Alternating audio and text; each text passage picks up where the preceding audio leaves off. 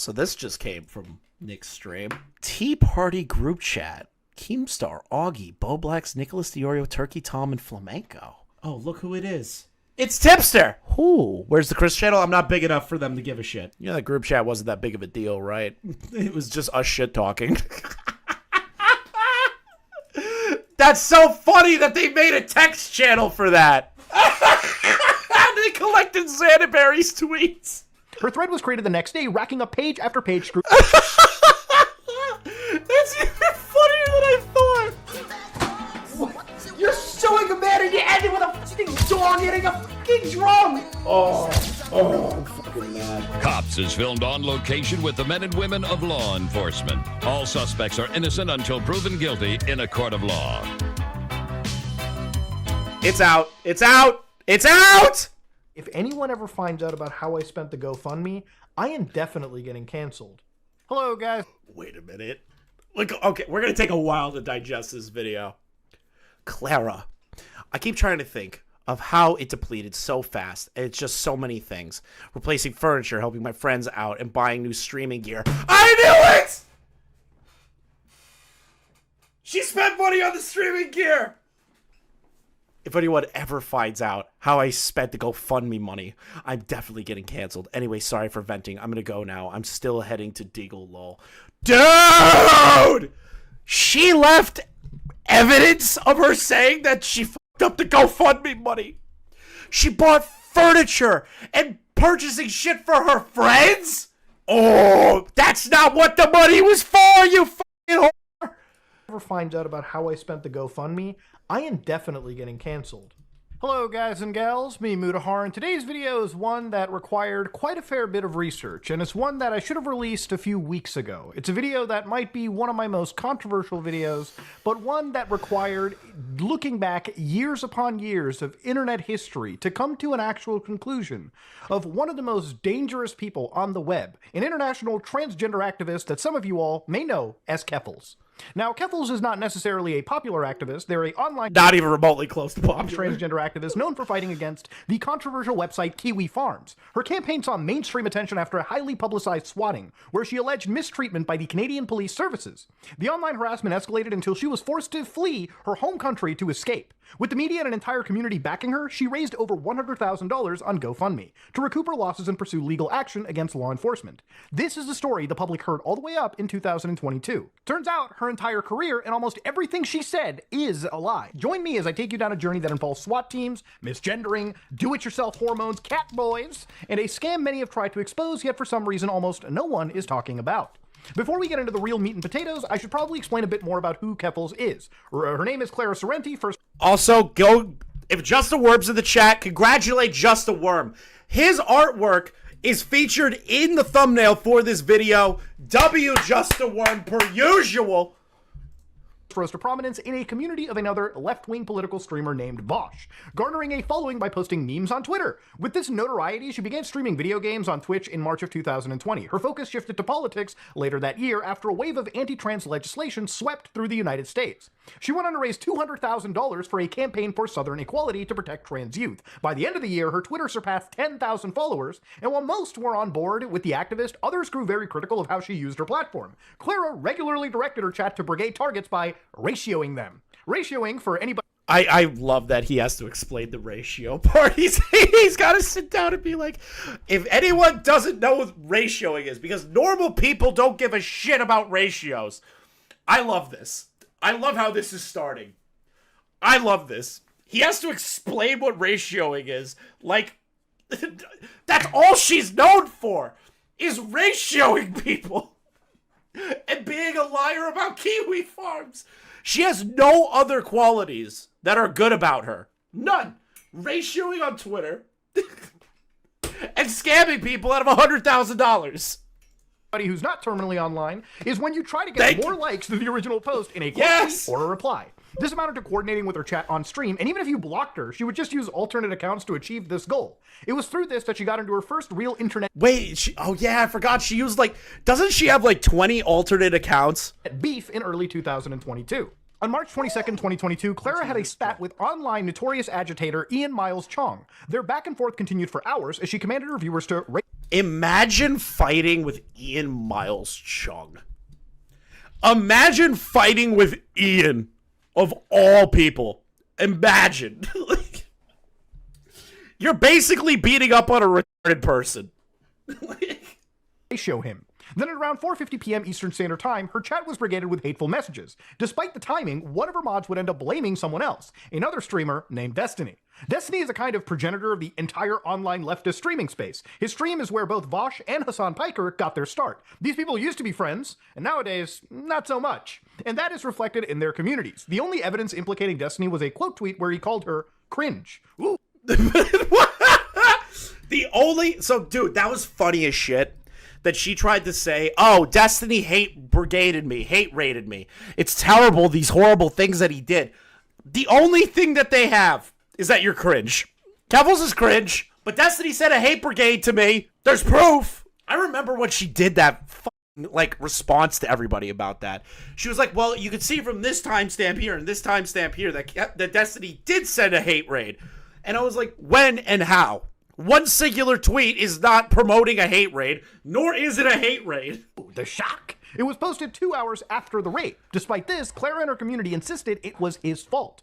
Once again, there was no evidence he had any involvement, yet she used it as justification to deplatform him. Her first response was to try to get his Twitter mass reported and banned. She set her sights on his Twitch channel, launching... I remember that tweet. Hi, Twitter support. This is Omni Destiny, who used the account Omni Liberal to ban Evade. Could followers please boost this so Twitter support takes it seriously? You're such a fucking... Nick is showing the leaks right now on his side. All right, cool. I'm going to have to go over those later once Nick's going through them because I want to see the rest of them. What can only be described as a full-fledged character assassination. There are countless examples of her legitimate slander and flat-out lies about Destiny. He detailed the worst of her behavior in an extensive document he published back in 2022. And I'm only going to touch on a few examples because this video is going to be as long as it is. Let me know when he finishes up that segment, Spaggle, because I want to watch that live too. The first thing to point out is she was successful in depriving him of one of his main sources of income. She painted Destiny as transphobic for not supporting trans women competing in sports with cis women. Even if you disagree with this, that doesn't necessarily make Destiny transphobic. It's a fringe pressure point of a much larger, broader issue. It's a highly specific, contentious issue and an unfair characterization of his broader catalog. Regardless, her labeling garnered enough support to get Destiny banned off of Twitch within 24 hours for hate speech. She immediately took credit, gloating about taking away his primary source of income. Hey, Steve, I just took away your primary source of income. Please leave me alone and stop. Man, such a great joke. I also remember when she tried to turn around and say that this was a joke. Oh, what? Everyone's mad at me because I said I took credit for it, which I didn't do it. You tried to get his Twitter account banned. Then you proceeded to get pissed and do it this way. Like, what? How can't people immediately recognize that you are deplatform happy? Bullying trans people for content. He picked a fight with me, he got banned, I won. This behavior was not only encouraged, but rewarded with 30,000 new followers that week. An important thing to remember is all 30,000 of those people need to game end. That if you're banned off Twitch, you cannot appear on the site at all. For the longest time, you couldn't even show his face on screen without getting in trouble. Now that he couldn't defend himself, she spread even more blatant falsehoods. The same day, she baselessly accused Destiny of stealthing, which is secretly removing a condom during sex without the partner's consent. This is generally considered a form of you-know-what, which... It's rape. Literally, she accused Destiny of rape. Of full-blown rape. She accused him of rape. Rape! Like, imagine you're in a fucking internet beef with somebody and you do that and then get the guy deplatformed on Twitter. Sarah brings up in her accusation. Oh yeah, meanwhile he stealths people, which is legitimately a form of... But remember, she's the victim all the time. She doesn't deserve to get shit on. She doesn't deserve to get criticized. She doesn't deserve the hate that comes her way. Because this was just, I said something crazy. You accused a man of rape.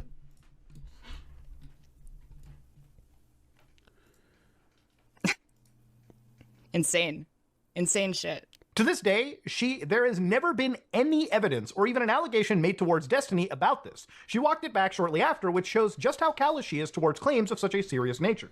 But because he was deplatformed, she was able to further a false narrative to her chat as well as tens of thousands of people on Twitter. They all either assumed she was being honest or didn't care she was slandering him because they had already disliked Destiny. In retrospect, her behavior paints a clear picture of how she would conduct herself in the future. It wasn't long into this drama that Keffals got noticed by the site Kiwi Farms, who started a thread about her on March 26, 2022. Clara quickly tried to guilt Destiny by association, claiming he used the forum and was even friends with the owner. And what was the reasoning? Well, because apparently he has an account is because he was a target on the site since 2017. Yeah, he made it. I remember the history about this. He made an account because it ended up being, he ended up wanting to see what was going on. He posted on there. Kiwi Farms found out, and then verified the account. They do that to every large creator that has an account. They verify them if they are the subject of a thread. I know we have some farmers in chat. Is that not what they do? Didn't they do that to the Sonic guy that fucks his plushie? Didn't they do that to Chris Chan? They've done it to Destiny. They've done it to a bunch of different people that are subjects of threads to verify their accounts if they're a part of the thread. So, like, Keffals trying to guilt by association that shit is so fucking stupid. With his own board. All his posts are arguing with trolls. They did, exactly. In his own thread. He was also never friends with Null, who is the owner of Kiwi Farms. He has also gone on record to wish him death several times. Null, by the way, wishing death on Destiny. And this is while he's out, I guess, friend. It's just like Yeah, Destiny and Null do not like each other. He's super gross. And sometimes he says things which are funny or agreeable, and it's like, I wish I could like you, bro, but you're creepy and gross and weird. And your brain's all up, and your shit's all... and you talk like a... So we can't be friends, and I kind of think the world would be better off with you. Clara knew this, but intentionally spread a lie that they met 10 years ago on the game StarCraft. When confronted, she admitted, I know, I wanted him to respond to the accusation, it was bait.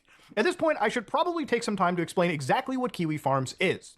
Kiwi Farms is an online website dedicated to discussing internet figures. Okay, you probably heard about internet lolcows, people like Chris Chan, Boogie2988, or Daniel Larson, who has his own legal problems of late.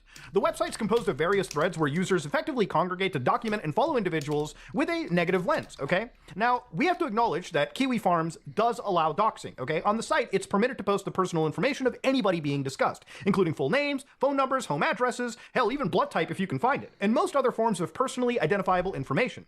It's also a site where anything goes, okay? It's like the Wild West of the internet. You ever try to look up me on some of these threads, you'll probably find Indian and poo in the loo and crazy stuff all day. Yeah, they say a lot of crazy shit about you. They say crazy shit about everybody. Everybody. I think the one time that I saw anything on me, they were like, who is this? Like, they just straight up said it. I'm not even gay. It was just funny. I got a good laugh out of it. I was like, what the fuck? That's hilarious. Every day. Kiwi Farms was made back in 2013 by Joshua Connor Moon, also online known as Null. The original purpose of the site was to document internet figure Chris Chan. After they covered Chris Chan initially, it started to change itself and rebrand into a general purpose. Yeah, they never play favoritism. Even Kiwi Farms shit on Null. Null is the owner of the site, and he has his own thread that they shit on him in. Like, there's no favoritism of lolcows. Everyone's treated equally over there. Online gossip wiki, so to speak, where they started to cover various individuals like Darkside Phil, Boogie, Wings of Redemption, who all actually have threads. And the site does have a propensity to make threads about transgender individuals. Anti-trans sentiment is banned on a lot of major platforms, and as a result, the site has become a place for those opinions to effectively congregate. Now again, I want to start off by saying I don't endorse or support that behavior. In fact, I outright condemn it, alright? There's no reason to have any form of hate on the internet. That being said, alright, whatever goes on the site does fall under free speech and is entirely legal, okay? I agree with that. I'm not cool with everything Kiwi Farms does, but like Muta and like so many others that talk about the farms, free speech, man. If they aren't causing damage, if they aren't trying to kill people, if they aren't doing shit like that, then I don't care. They can say any slur that they want. I don't give a shit. I literally could care less. It's somewhat of a misnomer online that apparently doxing somebody is against the law. It is against the law to hack someone's accounts and breach their privacy to obtain their personal information, but that behavior is not encouraged by the site, and of course that behavior is punishable by law. But technically, it is not against the law to post someone's address against their will. As shitty as that sounds, most controversial internet figures have threads on this site, where they not only document their personal information, but they collect any piece of content, tweets, and documents that they post online. So early on, Clara blamed the thread's creation on Destiny, saying he was the reason they found out about her. Later, she admitted it was her constant instigating that actually caught their attention. But that's literally that's the funniest part of this. She goes, it's Destiny's fault, gets pushed back, then she turns into the whole like, well, me instigating them is what really put me on there. This is the thing about Twitter Keffals and actual video Keffals. Video Keffals speaks the truth and doesn't realize it when she's saying it. Twitter Keffals is lying. Just straight up lying. Like, all the time. How did the Kiwi Farm stuff even start? They noticed me because I started doing Twitter ratios. And they went from getting mad about Twitter ratios to digging up every single thing in the last 28 years of my life. Not true. Not true. You shot first. You said it was Destiny's fault that you're on Kiwi Farms. Looking for more reasons to be mad at me. Again, hypocrisy and misstatements are going to be rife in this video. After Destiny got banned from Twitch, the owner of Kiwi Farms discussed their feud on their podcast. The episode was streamed live on March 25th. Clara reacted on Twitter, calling him the final boss of transphobes, and proclaiming she wouldn't— Null is not the final boss of transphobes. Let's just get that straight. He's not. He's not the final boss. Why does everyone give Null like this fucking what is it? Like, she says he's the like, I get it was probably like a troll tweet, but I think she actually believes that Null is this like omnipotent evil figure. Null is a dude on the internet that runs a forum site. He's not that scary. Like, he's just a dude that is trying his hardest to keep a forum up. But that's it. That's Null at his core is a guy that just really wants free speech on the internet and says whatever the fuck he wants. He isn't like the final boss of transphobia. Like, what the fuck? Back down. I have done nothing wrong, nor will I be going anywhere. I just found out the person who runs a website notorious for doxing and harassing trans people covered me on his podcast today. Yeah, because you're a bitch. If you stand by my earlier statements about protecting trans content creators from getting harassed off the internet, your support would mean a lot. Hey, retard, anyone can cover you. If you keep fucking up and he covers you, so what? So what? Just because you're trans doesn't mean that you get away with any form of criticism. You can't get away from criticism. You can't do it, you stupid bitch. You can't get away from criticism. I don't give a fuck if you're trans, a midget, anything. Like, you get criticized. It's the internet. I've done nothing wrong, nor will I be going anywhere. You shot first. You said that Destiny's the reason why you have a Kiwi Farms thread, and then shit on Keffals for the Kiwi Farms thread. So this just came from Nick's stream. Tea Party group chat. Keemstar, Augie, Bo Blacks, Nicholas Diorio, Turkey Tom, and Flamenco. Oh, look who it is. It's Tipster! Ooh, where's the Chris channel? I'm not big enough for them to give a shit. Yeah, that group chat wasn't that big of a deal, right? It was just us shit talking. That's so funny that they made a text channel for that. They collected Xanaberry's tweets. Her thread was created the next day, racking up page after page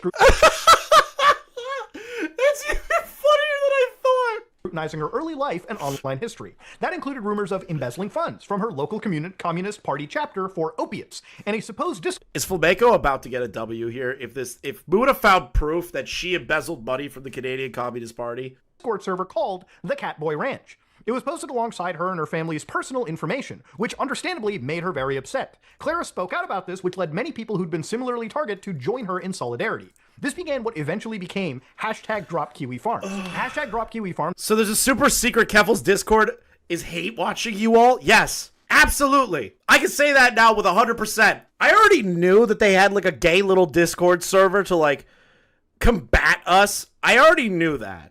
They're not very slick about it, but like that one, I didn't know the contents of what was inside of it. Was a movement to get the site. That doesn't do anything. The evidence that they have in that group chat is probably so fucking stupid. The majority of it is us just shitting on Tipster. Keffals literally leaked by accident to the Commentary Union server. That is so pathetic. The Commentary Union server. Oh my god.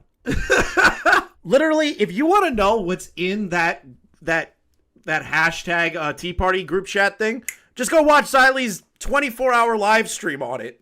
There was nothing in there of importance. Taken off the internet. They specifically went after service providers like Cloudflare, who provided DDoS protection and mitigation services. They argued Kiwi Farms was a stalking and harassment site that bullied people into taking their own lives. However, this largely picked up after her story received widespread mainstream coverage. For a while, her focus stayed on trying to bludgeon Destiny with their reputation. On July 18th, Keffals announced a tell-all about Destiny's association with the site.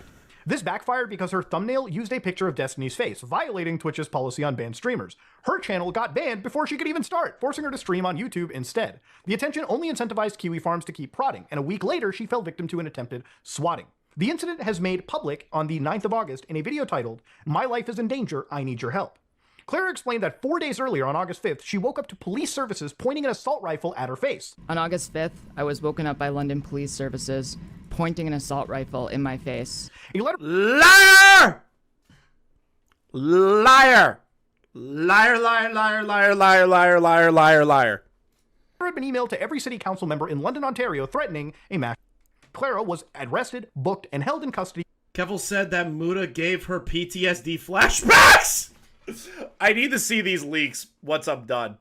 Once we're done, we're going to go over the section that Nick's probably doing right now. How does Mutahar give you PTSD flashbacks? How does Mutahar give you PTSD flashback? Oh, this thumbnail is way better. No offense, Cat. This thumbnail is just so much better. I'm stealing it from Critical Shogun. I'm stealing it. Wait, no! Yes. Yes. Way better. Check out the thumbnail when you have the chance. For 11 hours. They searched her apartment and confiscated several devices. They allegedly misgendered her and even booked her under her dead name. If you're unaware, dead naming refers to using a prior name for a trans person generally associated with the gender they were assigned at birth. This worsened an already traumatic experience she considered a... $50 says she's gonna get upset that Muta looked that up on Urban Dictionary. $50. I'm putting it out there. Putting it out there. hate crime. The video was posted alongside a GoFundMe with the stated intent of helping Clara recoup her loss. Chat, do me a favor. Can you go on Twitter real quick and just post a picture of the Mutahar thumbnail? And just put hashtag Tipster News on it. Just tweet it out, tweet the photo, and just go hashtag Tipster News. That's all I'm asking for. Move immediately and build a legal fund to protect her rights. It received widespread media attention, bringing in over $100,000 in donations. Even with their support, however, it seemed like there was no escape. Trolls kept figuring out her location as she was forced into hiding, and her battle against Kiwi Farms continued. Even after... Oh my god. Nani's getting the screenshots from Nick's stream right now. We might have to take a break from the Muta video, because we got some screenshots to go over. Click the vent button to begin. 1. Confidentiality. What happens between you and the peer supporters is confidential. You're free to share your own stories with the community as you see fit, but do not reveal anything about your person that supported you. Rule 2. Be kind. Please do not be disrespectful or aggressive towards peer supporters, while the team is encouraged to be patient with those asking for help. They do not tolerate rude, insulting behavior. Respect is a two-way street. No, I'm getting them myself. ChrisTheNarc rude. Thank you, Nani. You're the best. Any advice peer support may not give therapeutic, non-professional. You need help, XC per support. Okay, let's see here. Server updates. Hi! I deleted drama posting and associated channels going forward. I do not want to encourage this community. And everyone, Keffals Cord is being nuked. There's an ongoing harassment campaign, and we don't have the resources to monitor a public server 24/7. So the decision was made to delete it and reintegrate. Stream announcements. Hi, I privated the stream and ended early because Mutahar announcing a Catboy Ranch expose gave me PTSD flashbacks to 2022. The swatting. Just incredibly dark shit. Pathetic! You didn't have a gun pointed at your face! You admitted it yourself! That's great. Fleeing the continent, eventually she was successful in getting the site dropped by Cloudflare, who cited an imminent threat to human life. Without their protection, Kiwi Farms became vulnerable to illegal denial of service attacks and was forced to shut down. Now this is the story that the public was... Dude, I literally called that she was going to make a dumb fucking thing. Did she use the Muta laugh in her Vosh video? Yes! So something tells me that the PTSD is true. led to believe. Just like everything else in her life. It's a total lie. Concluding a successful campaign, Keffals reiterated over and over that the site had been shut down. It only became more difficult to insist as time had gone on, given it's obviously not true. Kiwi Farms is up to this day, and by all metrics, it has way more stability than ever before. And what many of her supporters don't realize is that this is truly the beginning of the web of lies that make up this entire ordeal. Almost everything you've heard about this whole situation is a lie, and that's why I'm going to explore in depth in these next 2 sections. These are 2 very important aspects to the story to address her portrayal of the swatting and how exactly the money was spent. When it comes to something as serious as swatting, it's important not to downplay its severity. This is a crime that's taken innocent people's lives. But curiously, her story began to change as time went on. The narrative set forth in her initial video is one of terror. Clara says on the 5th of August, she is awoken by police services pointing an assault rifle at her face. This specific detail is referenced in her video several times. On August 5th, I was woken up by London police services pointing an assault rifle in my face Liar. at my home. When I was woken up by police officers and saw the assault rifle pointed at me, Liar. I thought I was going to die. I feel traumatized. Her story then changed to an encounter in the hallway. The exact phrasing is that she went into the hallway and then saw the weapon. The email, Sorrenti says, had given out her real address and resulted in police with guns at her doorstep and her being arrested. When I went into the hallway and then saw that assault rifle, I screamed. Alec, I'm a trans, gay, bi, disabled lesbian with psychomotor retardation and PTSD. Feel bad for me. And I thought I was going to die. A month later, she admitted that they didn't enter her apartment until after she was in custody. They did not go into my apartment until after I was in custody, and they had a search warrant signed. I loved all of these clips. She kept changing the story. First, the gun was in my face. I woke up to London police services pointing a gun in my face. I went into the hallway. I noticed the gun that they had. Then it wasn't. Then they entered my apartment when I was in custody. Like, it's just all bullshit. It's always been bullshit. What is this? Finally, she lost it all. What? Lol. Used guess. Keffals, you need to wait for 59 minutes to use a command again. Question mark. Peso Flame, you lost 70. Kill yourself, hold up. I have no idea what that's about. The next few clips are of Alex, her fiance at the time. Alex confirms she didn't wake up with a gun in her face and reveals Clara wasn't even the one to answer the door. They spoke to Alex first, who was already awake, and gave Clara enough time to put on pajamas. So it wasn't quite that they knocked on the door and I answered. Rather, I was getting ready for the shower and there was a tremendous pounding. And so, yeah, someone... I love that the story just keeps fucking changing. Then her partner, or Alex, answered the door. The cops talked to him and were like, hey, we need to do a search warrant on your place. There was a threat that was made. Keffals, soundly asleep, is slowly woken up by her boyfriend, said, hey, these guys may or may not have done something. You know, like the cops are here to check something out real quick. She gets time to put on fucking pajamas. Someone did not wake her with a rifle pointed 3 inches from her face, but essentially as soon as she woke up... Was I in a state of undress? I was naked, and I had to put on a pair of pajamas that was, like, on the floor. Yep, worst thing ever. The cops were terrible to me. They pointed a gun in my face, but I had enough time to put pants on. But the police were pointing a loaded rifle in my face. I'm pretty sure if the police have a pointed rifle in your face, they're not going to let you put your pants on. They're throwing you in the fucking car naked. Like... Before I could even go out to see the police officers. See, the story has already morphed significantly from Clara waking up to guns in her face, to seeing guns in the hallway, to police never entering the apartment at all. The lack of consistency is concerning, given she was supposed to be taking legal action against them. And I mean, Keffals went so far as to compare herself to a victim of police brutality. Every time. I'm going to read this. I'm going to read this so centrally.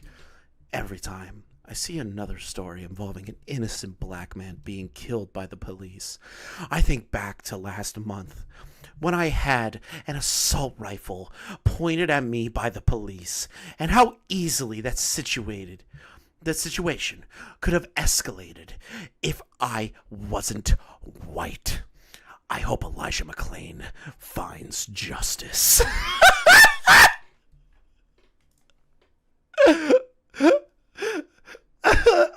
I don't think King Sly's seen this photo. Hold on, I gotta send this shit to King. I gotta send this to King. Hold on. Is King live right now? Hold on. Is King live? Hold on. Whatever. I'll send it to King later. Every time I see another story involving an innocent black man being killed by the police, I think back to... All right, one more time. He's not live right now. Damn! Somebody in chat said they have to go watch him. Is he members only right now? He's got to be members only. Last month when I had an assault rifle. Dog, whatever you think about the interaction, it is by no means comparable to what happened to Elijah McClain. And the fact that she can't keep her story straight just makes this so much more worse. Clara also claimed police were transphobic and booked her under a dead name. If you're unaware, dead naming again refers to using a prior name for a trans person generally associated with the gender they were assigned at birth. During the arrest, the police officer referred to me by my dead name.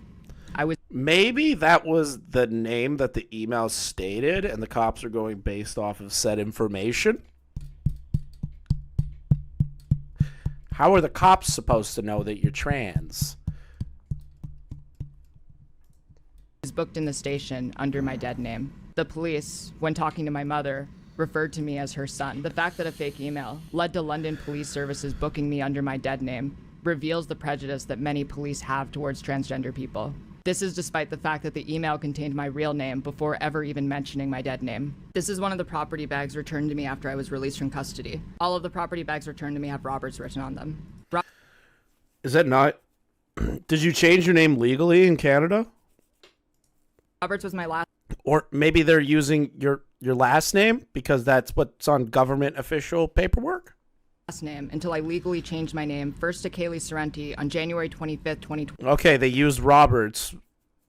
It's not that big of a deal. Well, on August 11th, London Police Chief Steve Williams put out a statement regarding some of her accusations. He states that all activity in the holding cells is monitored by audio and video equipment. They reviewed the footage and found no evidence of Miss Sorrenti. Chris, they had her name on a file already, her dead name. They updated her name after they got this info. Yeah, so then what's the problem? Nothing. There's no problem with it. The cops just didn't know at the time. Like, what the fuck? Being addressed by her dead name and gender. Williams concluded her dead name was used on property bags due to the existence of a prior police report, explaining that it was literally for tracking purposes. He apologized and ensured a solution would be implemented to prevent any of this in the future. Claire responded to the statement by reiterating her dead name was used during the arrest. She even speculated the timing may have been intentional so they wouldn't get caught. That's so ridiculous that you're putting an accusation like that on the police, bro. The accusation on the police. It's important that he said, while I cannot confirm any conversations which might have transpired during Miss Sorrenti's initial arrest, and that's when it happened, the activity in the holding cells is monitored. And I never made a statement about any bad things that happened while I was in custody. I would absolutely assume that when the police know that these things are being recorded and can be part of public record, they would be more careful with how they go about their business. I don't expect them to acknowledge how bad the situation actually was. How bad? The situation wasn't that bad. The cops banged on your door. You had time to put pajamas on after they spoke to your partner. You got up, put pajamas on, went with the police downtown. They searched your apartment, found nothing, and let you go. And there's no way of... Yeah, there's literally no actual issue. She had to make the story sound better than it, like more damaging than it really was. Okay? Okay? verifying it besides first-person testimony because there's no body cams in the London Police Service. Her own liar partner then contradicts the claim that she was dead named during the arrest, though alludes to unspecified misgendering that occurred. Once again, any instance after the arrest should have been captured on recording. And they yelled at Clara while she was in bed. So she got up. They were saying, Clara Sorrenti. Note that they did not look at her face. use her dead name at this point either. They did not use her dead name, so they didn't use her dead name when they found her. As far as I know, is there anything I missed, Alex? I think that's really the main gist of the arrest portion, which was really the most traumatic in terms of, having the guns pointed at us, the misgendering that occurred. Yeah, that whole arrest. These people are all liars. That is how it happened. By the way, Keffals' partner is also complicit in these lies. I have no sympathy for their partner whatsoever. I think it's really funny that Keffals made an entire stream dedicated to them and essentially I think it's terrible that they doxed their partner, essentially. But I don't really feel bad. The partner sucks. So does she. And it wasn't straight up dynamic entry. They didn't. The absence of evidence means that this only remains a he said, she said scenario, but it's hard to take Clara's word at face value given her complete and total lack of credibility. Another key part of her story was that police had confiscated their devices, resulting in significant financial damages. They seized both my personal and work phone, as well as the work computer that I broadcast on Twitch from. Not only that, but the police seized my fiance's cell phones and laptop, as well as their external drive, which contained the only copy of their PhD thesis and other important university documents. Because of the negligence of the police, we were both left functionally unemployed, and I have spent thousands of dollars replacing our computers and cell phones. Question, why would you spend thousands? Hold on. Here's something that's fucking crazy to me. If they are holding it as evidence, they eventually let it go if nothing is found. Why would you go buy more shit? Just wait it out. This was one of her justifications to launch the GoFundMe, to recoup her losses. Yeah, she literally got it days later. She's a liar. That's crazy, right? Don't even need to think about it. She's just a liar. And you can file to get evidence back. If there's nothing, if the cops didn't find anything on there, you can expedite the return of your material. I started a GoFundMe to move immediately, recoup my losses. Hold on, to move immediately. Remember, keep this in mind, chat. Remember, I want to move immediately. A year later, 2 years later almost. Yeah, I wanted to move because it was the perfect opportunity to get away from my ex. Exact words, or close to those words. Remember that. Remember, what she's saying is that she put up the GoFundMe to move because of her date. She's in danger. Remember that. Don't forget. Remember that. And build a legal fund to protect my rights. But there were no losses to recoup. The devices were returned after 3 days. I eventually got my stuff back in like 3 days and got an apology from the chief of police. That's nice. So, yeah, that was really nice.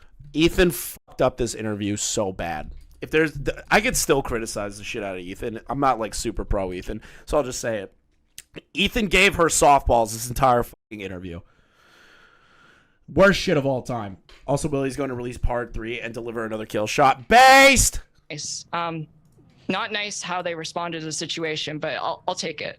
Now, if we're to believe that she meant 3 days after the swatting, that would place it on August 8th, a day before the GoFundMe started. There's also footage of Clara picking up her belongings from the police station, where you can see this property bag. It heavily resembles the property bag seen in her initial video. A close-up of one of the labels shows us a date of August 8th, 2022. This again implies that she got her stuff back before the video and GoFundMe ever even went live. That's super funny. And knowingly lied about needing to buy a new cell phone and computer. Even if you don't want to make that assertion, at best, she got her stuff back the next day. Because this upload is dated August 10th. There is no way to reconcile these statements. In either way, it was dishonest to never update that campaign to reflect this. Because of the negligence of the police, we were both left functionally unemployed. And I have spent thousands of dollars replacing our computers and cell phones, so our lives aren't completely destroyed by what happened to us. What lives? You're a Twitch streamer. Take 3 days off. Take 3 to 5 days off. You're a streamer. Your life isn't destroyed. You're a streamer. You just make up for it by streaming a little bit longer when you get back. Your life isn't destroyed. So shut the fuck up. Now, Keffals launched her GoFundMe on August 9, 2022 with an initial goal of $20,000. This is what I've been waiting for. This is what I've been waiting for. I've been waiting for this shit for so long.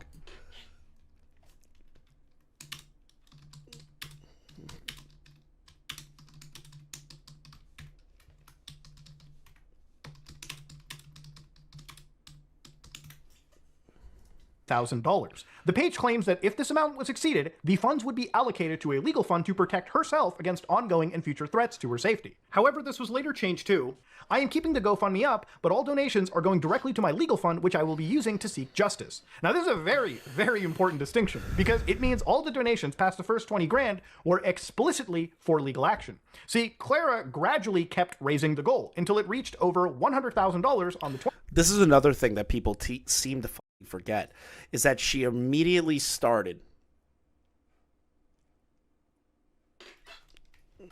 It immediately started at a lower donation goal. And Muta just showed it to you guys, so I'm gonna show this again. See, Clara gradually kept raising the Went from 20,000. Keep this in mind, because a lot of people forget this shit. Started at 20,000. goal until it reached over Went to 55. $100,000 Went to 70. on the 20th. If you want to be technical, Reached 100,000. So people that were donating, seeing the initial goal, probably assumed that's what she originally wanted. And then when people went in and she changed the goal and saw it getting bigger, they not even seeing it getting bigger, new people going in and seeing a bigger donation goal, donating because they felt like she didn't get enough. That's a lie. Keffals tweeted about the video. No way.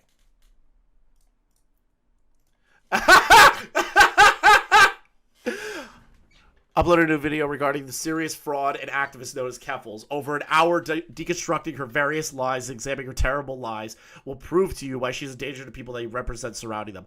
I understand people having criticisms for me. I don't think I'm above being critiqued. That said, was it really necessary to use transphobic caricature? Transphobia! I want to bet. Yes! Yes! This is great. Transphobia, come on. You were a broken clock. it actually never ended because she's still taking donations to this day. In fact, there wasn't even a fixed amount, which is Yeah, she has literally no fucking point. It's just transphobia, like right off the bat. She made another one. Are you kidding? I think if my actions themselves are heinous, wouldn't you wouldn't need to dehumanize me to an audience of millions of people in order to make the points you wanted to make. The bar for this was incredibly low, and Mutahar managed to still fumble it. This is cope. This is just pure cope. Pure, unadulterated cope! I think if my actions themselves are heinous, wouldn't you need to dehumanize me to an audience of millions of people in order to make the points you wanted to make? When has Worm ever been transphobic? odd, as it makes it seem like her goal was to basically raise as much money as possible rather than afford an intentional expense. Naturally, with her effort raising over $100,000, there were questions over how the money was spent. Claire's tried to poison the well numerous times by calling anyone who asks this question bad faith. I'll never do a GoFundMe breakdown for bad faith actors who neither support me nor contributed to the fund in the first place. Well, what if I gave money? Am I now allowed to ask? Ooh, that's a question we should bring up. You have to remember, this was a story that got mainstream coverage. There were over 150 articles published about the situation, including The Guardian, NBC, CNN, Bloomberg, the Associated Press, and Canadian state-funded news outlet CBC. Popular politicians like Jagmeet Singh of the NDP party took a stand by her publicly. Normies were led to believe a series of events that did not occur. And there are regular folk out there who don't have the time or capability to ensure their funds weren't misused, especially when there is a limited amount of financial support for at-risk members of the trans community. There is nothing wrong with questioning for transparency of where this money had went. In fact, Literally, I still remember this. I was there. Hold on. I want to double check this. I feel like I missed something. over how the money was spent. Claire has tried to poison the well numerous times by calling anyone who asks this question bad faith. I'll never do a GoFundMe breakdown for bad faith actors who neither support me nor contributed to the fund in the first place. Well, what if I gave money? Am I now allowed to ask? Ooh, that's a question we should bring up. Nice, Muta. You have to remember, this was a story that got mainstream coverage. There were over 150 articles published about the situation, including The Guardian, NBC, CNN, Bloomberg. There was 150 of these articles. I was not aware. Oh. Shit. Oh, no, chat. She's already coping about the potential harassment. You're kidding, right? Anyways, I'm probably going to get harassed by thousands of people for standing up for myself now that I'm going to do something fun instead of that. Pathetic! You're a creature! You're a creature!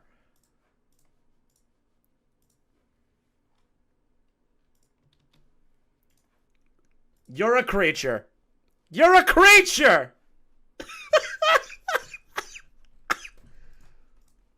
the Associated Press, and Canadian state-funded news outlet CBC. Popular politicians like Jagmeet Singh of the NDP party took a stand by her publicly. Normies were led to believe a series of events that did not occur. And there, You know, Muta's like not being transphobic, right? Worm's artwork is not transphobic. Like, what? Why is Just a Worm being considered transphobic? How is this artwork transphobic? He makes everybody look ugly. Like, what the f*** are you talking about? There are regular folk out there who don't have the time or capability to ensure their funds weren't misused, especially when there is a limited amount of financial support for at-risk. I have been 50 times worse than Muta has on my live stream shitting on Keffals than Muta has in this entire video. Members of the trans community. There is nothing wrong with questioning for transparency of where this money had went. In fact, more people should actually be asking where this money even went. Clara posted this photo in her Discord server, which was enough for trolls to bombard the hotel with pizzas. The next day, she uploaded a video declaring things had escalated and she was now in hiding. If you recall, The ISIS video! The ISIS video. My favorite video I've ever been made. The greatest video she ever made. the title is accurate. Back into hiding. It's so accurate. It's so accurate. Clara posted this photo in her Discord server, which was enough for trolls to bombard the hotel with pizzas. The next day, she uploaded a video declaring things had escalated and she was now in hiding. If you recall, another goal of hers was to move out immediately after someone hacked her Uber Eats account and sent $500 worth of food. So what happened, I woke up and I got an email that the email for my Uber Eats account was changed. And then I looked outside the door and there was like at least $500 worth of food ordered with my hacked Uber account. Chud, bro, this video is fucking nuclear. Thank you for the raid. This video is nuclear, Chud. Chud, if you're here, please tell me you saw these tweets, bro. Please tell me you saw these tweets. Please, chat, have you seen these tweets by Keffals about the Muta video? It's already starting. The transphobia allegations have started. Just a Worm is apparently a transphobe now for drawing her like that. What a fucking cunt. What a disease-ridden cunt. Look at this.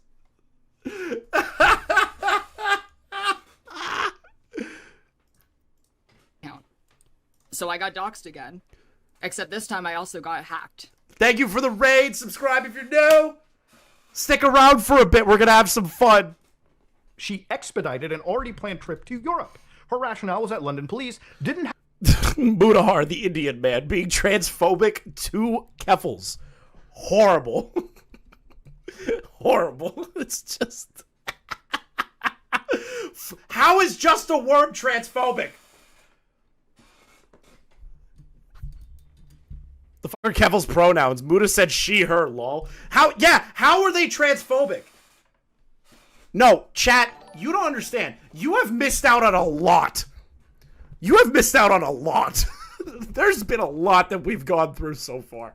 Have the resources to stop online trolls. And then she went live to provide further details. Are you moving Thank you for all the subscriptions. You guys are bangers. to Europe? I'm gonna be living there for a while, but I'm not moving there. Liar. Whore, liar. Whore, fat fetish dominatrix, liar. Whore.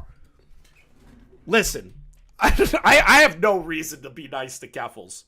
She tweeted again? Come on. You've got to be shitting me.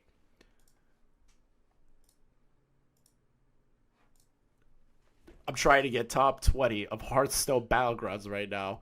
This is a really high priority thing I must address right now. This person's a fucking cope machine. They're a cope machine, chat. A cope machine.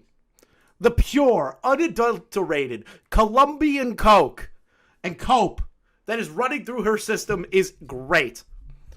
Is amazing. I'm gonna keep these tweets up. My fiance is staying back in Canada. I wonder why. I wonder why your fiance is staying back in Canada. I wonder why your fiance is staying back in Canada. Is it because you wanted to run away from your fiance? And the whole premise of you using the money to escape Canada because it's too dangerous for you is total bullshit. Like, it's utter bullshit. And I'm going to be in the UK on my own for a while. I think I need Jim to come back and review this video. that the current plan is that in 2-3 weeks of my stay, my fiance is going to be coming over and we'll stay together for a while. On Monday, I find out if I got approved or not for the new place that I want to live at, which will give us a really good time frame of what we're going to do. Her fans begged her to stop giving out information. Stop giving out details. Stop telling me what to do. Hey, maybe stop giving out details of where you're moving to so the people that are doxing you don't know where you go. Don't you dare tell me what to do, viewer, with your regular critical thinking. How dare you? Remember, this was her pretending that she had something important to do in her life. It's to run away from Canada. And she's like, I don't want these people to find me anymore. But then proceeded to say on a live stream, I wanted to be a lightning rod so they would continue to dox me so I could keep being a fucking victim. Later that day, Clara tweeted, "Do I have any followers in Europe? Let me know if you want to meet up." Her first stream back revealed she was in Northern Ireland. So, I'm okay. I am currently in Ireland. I am staying with a friend. I'm safe. Things are good. I know it wasn't even Kiwi Farms that doxed her. Kiwi Farms is innocent. It has been innocent throughout 99% of this shit. Not even, I wouldn't even say 90, I would say like 100%. They didn't do anything. They didn't swat her. They didn't do anything to her. They just documented the fact that she's a freak. Like, don't tell people what country. It is completely fine. Do you know how dense Ireland is? do you know the level of autistic motherfuckers are looking for you? Like, do you know how dense Ireland is? Do you know how dense Ireland is? There's no way they can find me. That's like me saying I'm in New York. You know, there's a lot of places in New York. People already know I live in Buffalo, but like, bro, like, if somebody really wanted to, it's not, if you live in a house that's already been doxxed, right? And autists already know that location, maybe not move into that house. Very dense country. I do not think it's going to be a problem. She was staying with a friend named Keffals never produced evidence that Kiwi Farm swatted her. Yeah, I know. She lied. It was another website. The other website is the one that did all of this shit. Oh god, now Kiwi Tapes is getting involved.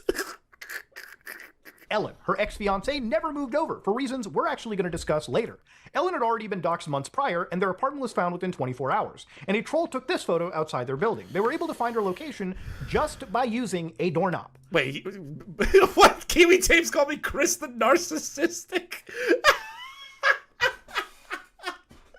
That's funny. I can't tell if that's a joke or what, but that's great. Thank you, Kiwi Tapes, for the shout out, bro. To be clear, I'm not endorsing. Yes, that's the thing, Enla. She turned around and said, I need to run away. I can't let these people find me anymore. She is told, hey, don't tell them where you're going. She brings up Ireland and live streams openly IRL streaming in Ireland. That's the craziest part of this. I don't want these people to find me.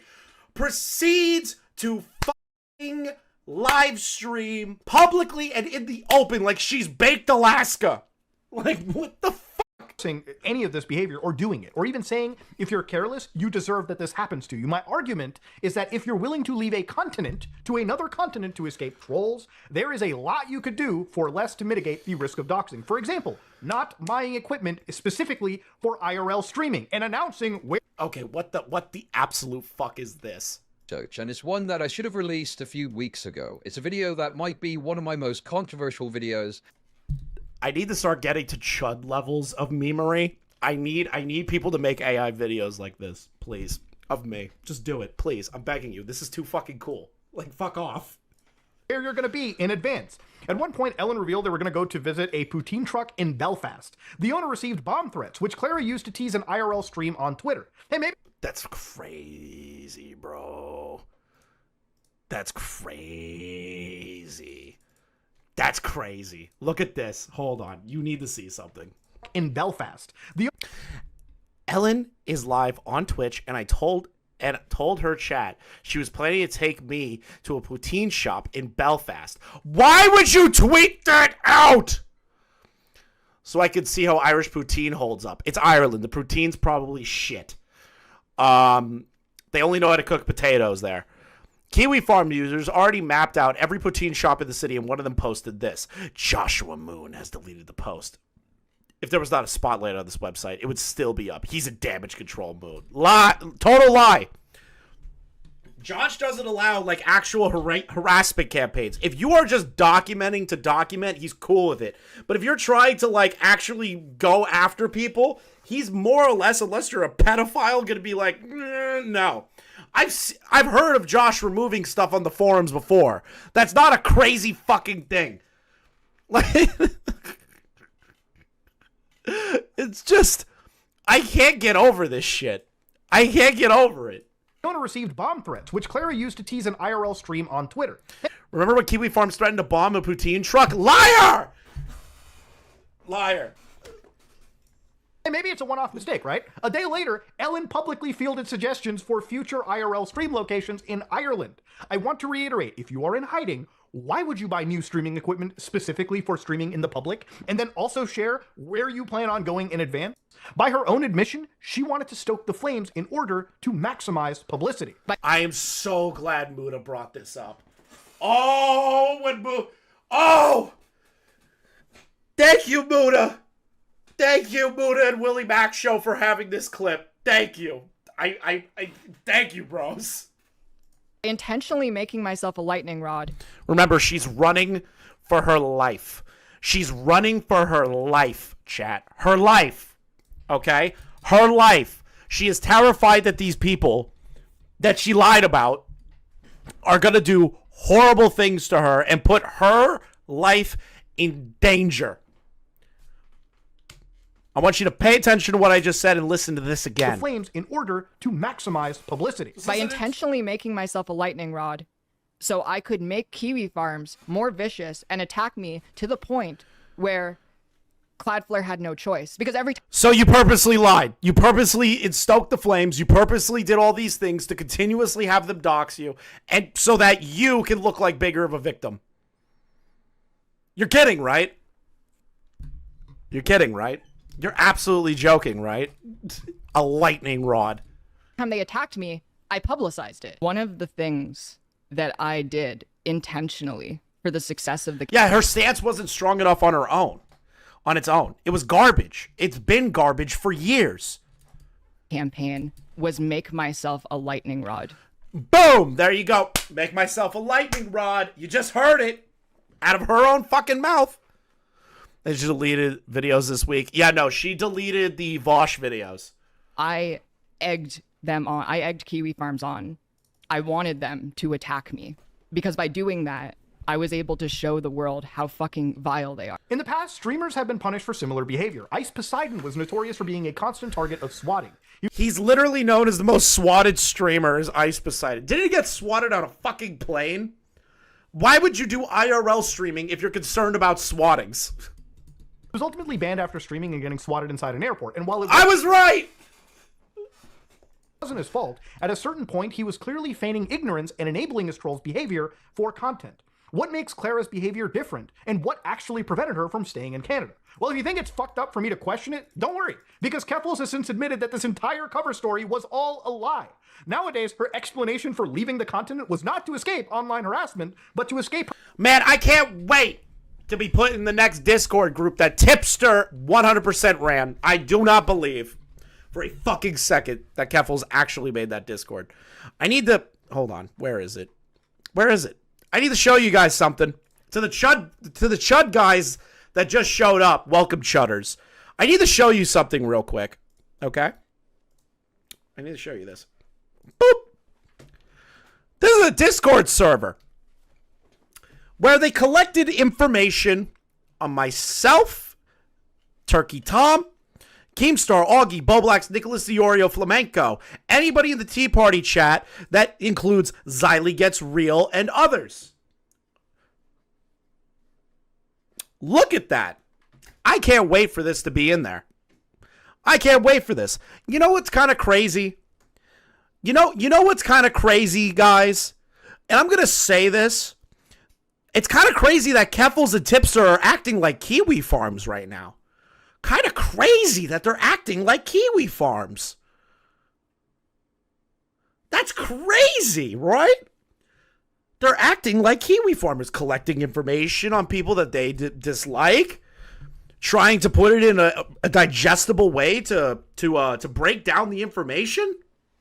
Kind of crazy that the people that are so anti-Kiwi Farms are acting acting like Kiwi Farms. Huh? Her ex-fiancé, Alex, who she now accuses of being abusive. To not get too deep Really makes you think. into it, this is after her ex-fiancé called her out for leaving to cheat on her with Ellen. This is where I need to admit something. Last year, I was in the papers. This was on CBC. Oh God, here's the rape stream. Also, letting you know now, I did restream a good portion of Keffals' rape stream. And it's in my members only. If you become a member, you get to watch me laugh at it. And then I get snitched on by one of Keffals' mods. Okay? If you become a member, you get to watch it. But there's a whole restream in there of me just laughing at the fucking rape stream. I'm gonna be honest. I was a total dick about it. I was not nice about it at all. And I could not keep that on YouTube. Canada's biggest media outlet. Twitch streamer and trans activist says she's leaving Canada for a while due to harassment. Earlier this month, Clara Sorrenti was the target of a swatting incident and has been doxxed and hacked. And there was... Laughed at the rape stream that she did. She did a stream on her rape. Was a criticism that I frequently got throughout I could not keep it public on YouTube. that time. How does moving to a different country help you with online harassment? And as we found out, it didn't. Because once I landed in Belfast, I had people showing up, making threats outside of where I was staying. And I knew that no matter where I... Hold on. I want to read this threat. Loyalists against Troons. Lucas Roberts out of our community. Kiwi Farms. All true. Kiwi Farms Force. Uster Hill. Josh, the Corn Lord. Ethan Gut Ralph told me to do this.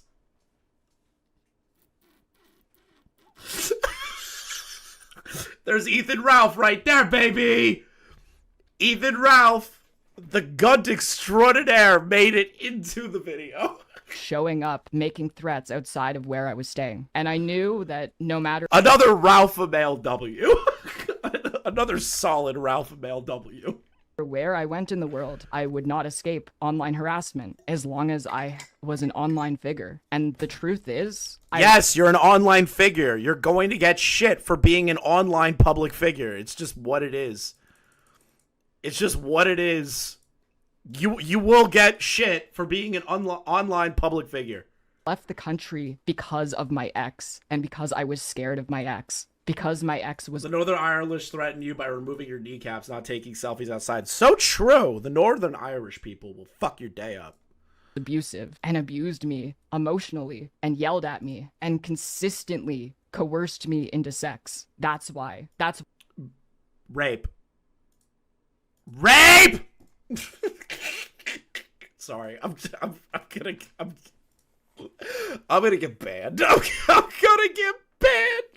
I'm gonna get banned if I scream rape again. Why I left, but I couldn't tell anyone. I didn't want it to be a big thing. I didn't want it to... Hold on. Wait a minute. And yelled at me and... Remember when she said she needed to move because her life was in danger? This is her actually explaining why she took the money and ran. I left the country because of my ex. And I left the country because of my ex. Not because of Kiwi Farms. Not because of the other website. My ex. My ex made me flee the country. Now, the thing is that you're an idiot. Everyone's criticizing you that you use the money inappropriately and not for what you said you were going to use it for. Then you come out and go, well, I did take the money and ran because my ex raped me. That's not the same as what your GoFundMe said. That's not the same of what your public statements were saying for the longest time. Now it's changed to, I ran because of my ex. Because I was scared of my ex. Because my ex was abusive and abused me emotionally and yelled at me and consistently coerced me into sex. That's why I left. But I couldn't tell anyone. I didn't want it to be a big thing. I didn't want it to be in the papers while all the journalists were circling around and writing their stories. I didn't want that to be known. I didn't want any of... In a sense, this is fraud. This is fraud. I wanted to run away because I was afraid. I wanted to run away because I was afraid of my ex. What you said publicly. Oh, well, I ran away because Kiwi Farms is danger. this to ever... And you also lied to reporters. ...be out in public. You committed fraud. You committed fraud. You idiot. So here's... Oh, God, here we go. She's crying again. Oh. I really don't feel sympathetic. Anyone else I'd feel, like, mildly sympathetic for if they came out and said, oh, you know, I was raped. I wouldn't be, like, yelling, laughing at this person. With Keffals, it's very hard not to when she accused someone falsely of rape. Her escape basically amounted to a paid-for vacation across Europe, evidenced by a leaked post from her closed Twitter circle on September 14th. Claire reveals she was staying in Ireland. I cannot wait to get my new apartment and set up a studio, staying in Ireland until the 27th. Then I'm heading to Spain until the 11th. Get my apartment on the 12th. Ireland until the 27th, then heading to Spain until the 11th, before moving into her apartment on the 12th. Now, the dates imply that she had already just bought tickets, but she ended up in London instead to watch a play. Claire then briefly returned to Ireland before flying to the United States to attend TwitchCon. Not only did she stream the event IRL, but she... The Keffals server. Bunch of freak furries in there. Mutahar just released a video about Keffals. I prefer data analysis. Oh, fun. Not the most fun video, to be honest. It's an hour and a half. We don't care. Fair enough. What's Mutahar's deal with Keffals? It's just rehashed garbage, and we aren't discussing it here. Cybersmith after daily top tier. I don't know what the fuck that means. We're getting fucking coped. We're getting some cope shit going on. Even antagonized. Oh yeah, fuck. This is what I first found out about Chud Logic. By the way, I'm gonna tell you a little secret. I did not know who Chud Logic was until this moment. I did not know who Chud was until he leaked that Keffals threatened Melina. I didn't know. I didn't know who he was. W Chud Logic for coming forward with your own rape story about Keffals threatening Melina. Destiny's ex. Which, yeah, another thing, you're going to VidCon, but you're afraid of getting doxxed, and you tell people you're going to VidCon. You're not really covering yourself very well. Wife for being married to him. Keffals went to go. Chud is involved in so many dramas now. He's integrated himself in this community so well. And she went up to Melina, and she was like... I usually don't like English people, but Toastify and Chud slipped in. She was shaking. Like, it was like she was so anxious or so angry, she was shaking, right? And she said... 2 more screenshots. Okay, let's take a look at this. In fairness, the state did give us the NHS and has proven thing that can be done to help people. Everything has already been debunked on Clara's YouTube channel if you really care. That total lie. Do we still have a drama channel? No, no drama allowed on server. Okay, drama-free zone. Hey, that's fair. And yeah, he didn't really add anything new anyways. You guys are brainwashed. You guys are brainwashed! Tell your husband, if he doesn't stop coming for me, I'm going to get his YouTube channel deleted. No memes. That happened. Okay. So Keffals moved into her new apartment on October 12th and used some of the GoFundMe money to pay for a full year's worth of rent in advance. So just a quick update. I have an apartment for October. I'm moving then. I have it. I've already paid. I'm putting it, like, I'm using the GoFundMe money to pay an entire year in advance. Now, which is not something she ever said she was going to do, and a huge departure from just moving. Clara moves into a luxury apartment, and with a low approximation amounting to $28,000. So far, Clara has admitted to spending the money... $28,000 for the first year. Wait, she hit up Chud's wife? No. Keffals went over to Destiny's wife, Melina, and threatened Melina by saying these exact words. Tell your husband to stop fucking with me or else I'll get him banned. Exact words that Chud has stated publicly. Also, it's kind of crazy that Keffals spent 28... how much again? And with a low approximation amounting to $28,000. A low approximation for 28 grand. So before she got the apartment, she went on a trip to Ireland, trip to Spain, got the apartment, spent 28K on it, lied about why she was moving. She moved because her ex was a horrible person, allegedly. Not because of Kiwi Farms or the other website. It was all to get away from their ex, and then went on a fun little vacation. So far, Clara has admitted to spending the money on new devices, as well as equipment for IRL streaming. She traveled across Europe, planning... Equipment for IRL streaming. More cameras, backpack. I'm pretty sure if she bought an IRL streaming backpack. Hold up. IRL streaming backpack price. If she... Okay.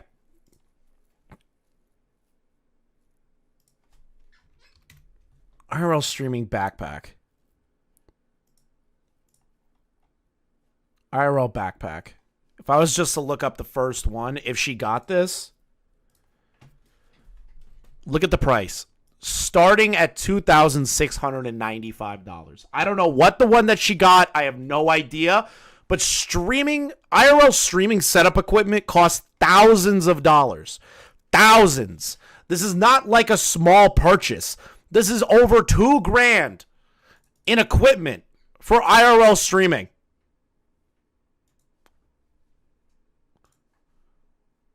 This is still the funniest fucking thing I've ever seen. To visit Spain from Ireland, but ended up at a play in London instead. She then flies to TwitchCon in the United States before getting an apartment in Canada and then paying an entire year's worth of rent.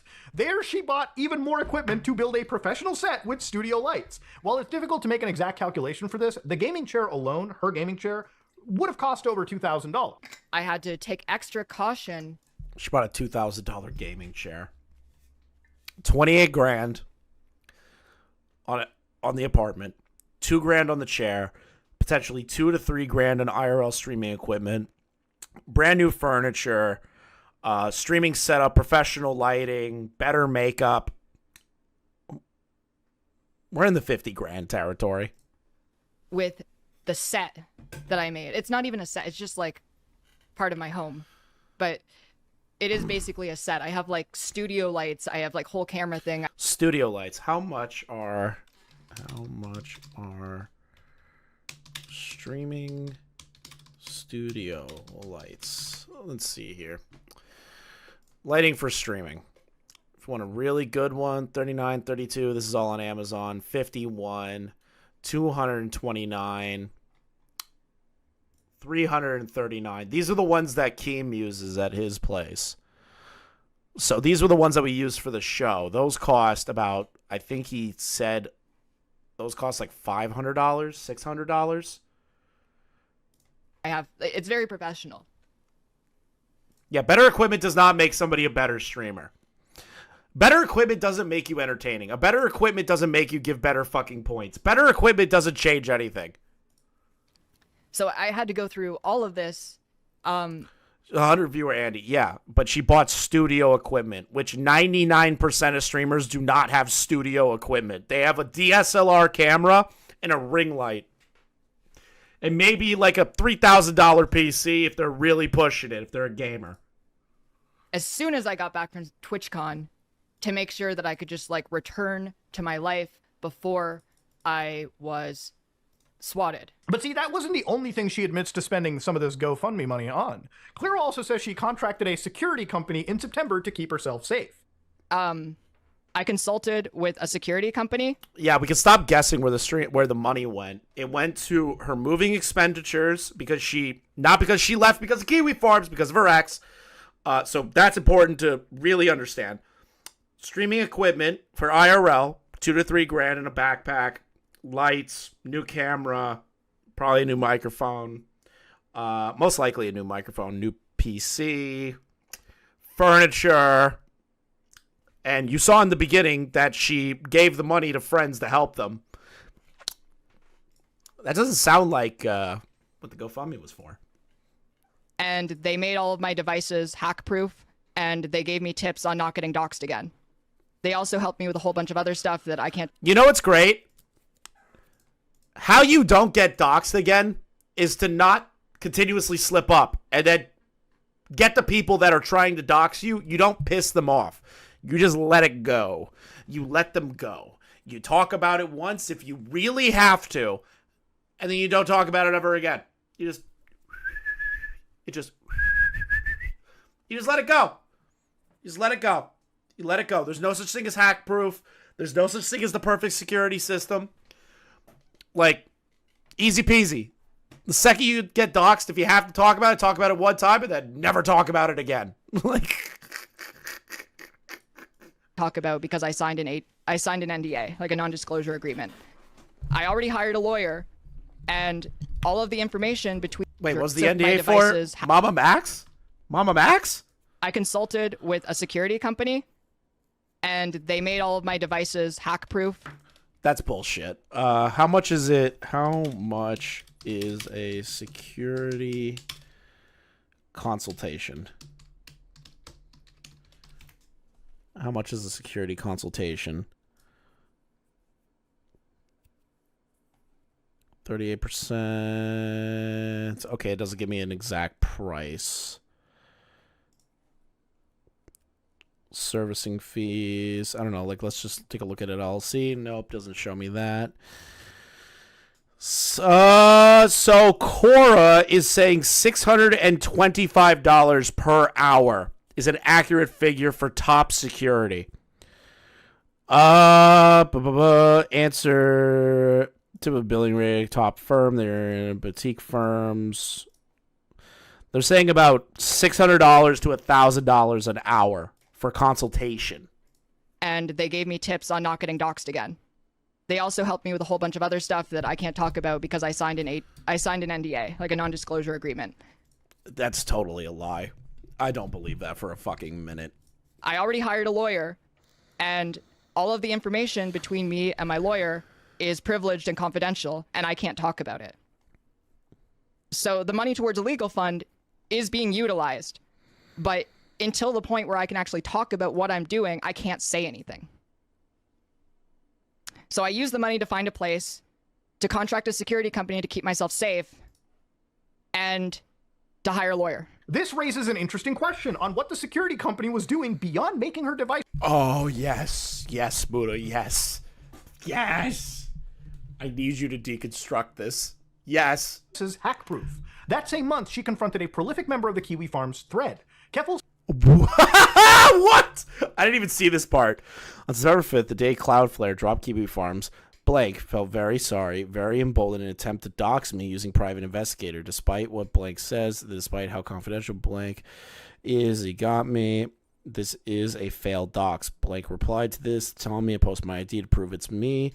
It is not a dumb tweet. I'm not as dumb as Blank and his mods to do so. Okay, so all these are Keffals. So Keffals and the Twitter mob are now calling this random person Blank a Nazi, race, etc. Keffals even tweeted about doxing Kiwi Farms user, which I show in one of my posts with archives attached. Here's all material related to the incident. Tried to intimidate the user with their personal information, claiming to have hired a private investigator. I know the PI was... Oh, right. That was when she tried doxing a member of what she thought was a Kiwi Farms member. I forgot about that. More, though, he's still talking to the family and school officials.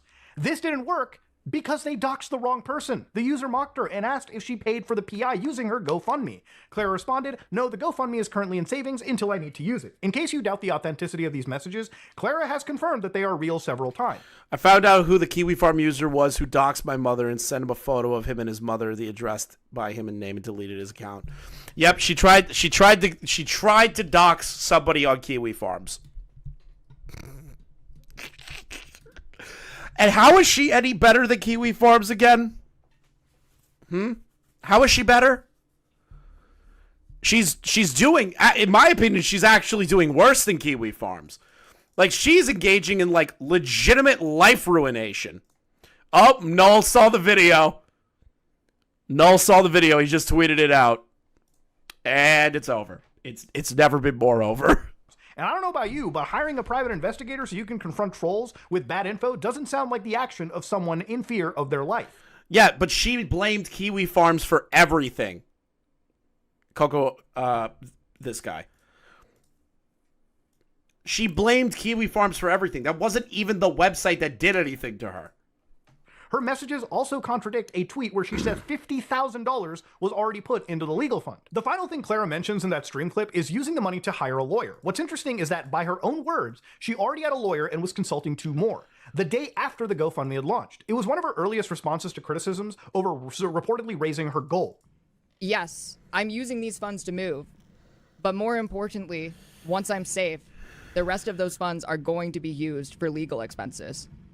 Because I'm not just moving. I'm also taking legal action. I already have 1 lawyer, and I'm consulting with 2 more.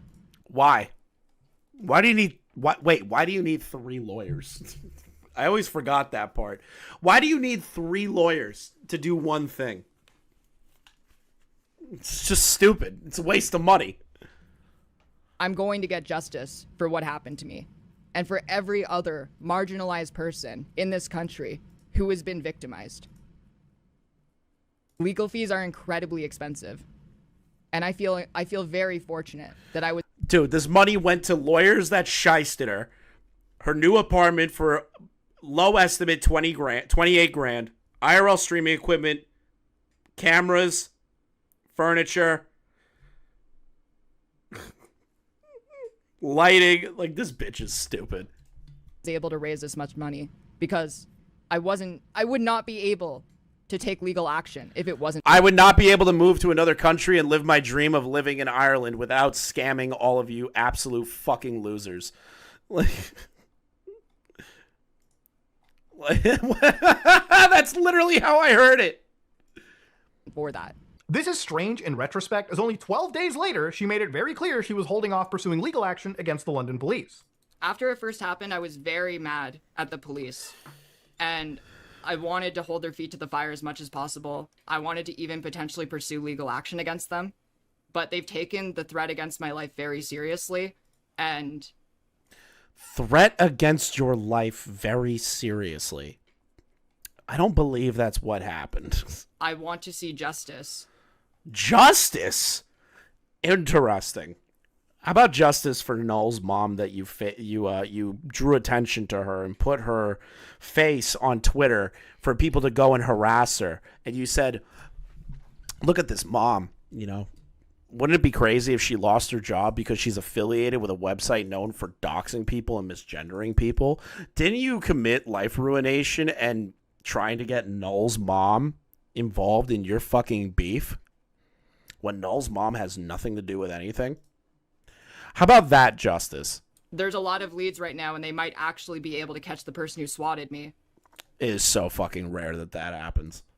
And with what is going on and the connections to Kiwi Farms, knowing that they're monitoring the thread, we might actually see something happen. Now, at around the same time, she told the Kiwi Farms user the money was in savings. She claimed she never said she was going to sue the police. Yeah, that's all I said. I never said that I was going to sue the police. I wanted to be... What a lying cunt. Very careful with the language that I used because I don't know exactly what the plan is. I know... Then why would you tell anyone said plan? Why would you tell anyone said plan? Why would you tell them? Why would you tell anybody said plan if you didn't know what the plan was going to be? You dumb fucking bitch. That I'm eventually going to take legal action in some way or another, but I don't know yet, and I can't talk about the different things that have been discussed between my lawyer and I. Now, going back to Destiny's manifesto, this was scrutinized on a much wider scale, which led many to start asking for a breakdown of expenses. Clara refused because I'm not providing a product to investors, I won't be sharing expense breakdowns. I've been advised by lawyers to keep everything close to vest for legal and safety reasons. Clara rebuked that there was a legal fund. She got an apartment and was now processing the... But she said the words legal fund, which is really interesting. Yeah, I'm moving and it's also to start a legal fund. But I never said legal fund. I never said I was suing the police. I never said I was suing the police. Entire event. Now, you're probably wondering if she wasn't playing. Proof she jocked Josh's mom. Let's pull up the archive real quick. Joshua Moon's mother. I don't want to say her full name, but like, there you go. There's the tweet. Planning on suing the police. Why did she hire lawyers, and what was the point of the legal fund? Well, if you read between the lines, some of you might be able to infer what actually happened. On October 2nd, 2022, Clara posted a client engagement agreement to prove legal action was underway. If you look at the bottom, you can see the document reads, "We have concluded a review."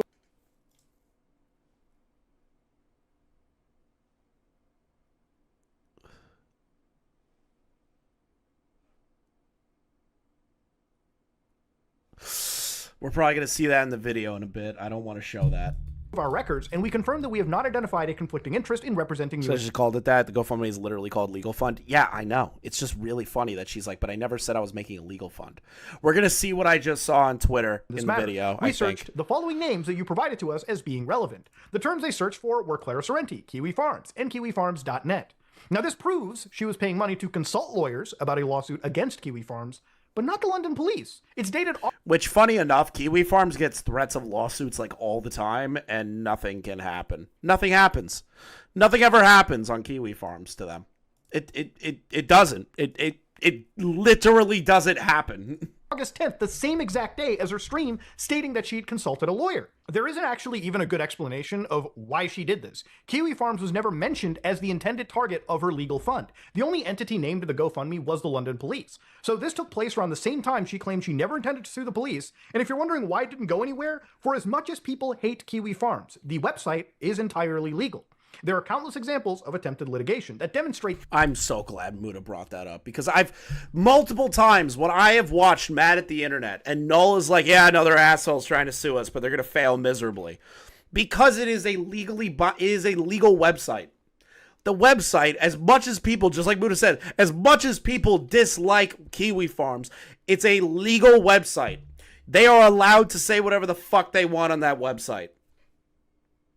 You can't sue it for people saying crazy shit on there. This and why it never actually came to fruition.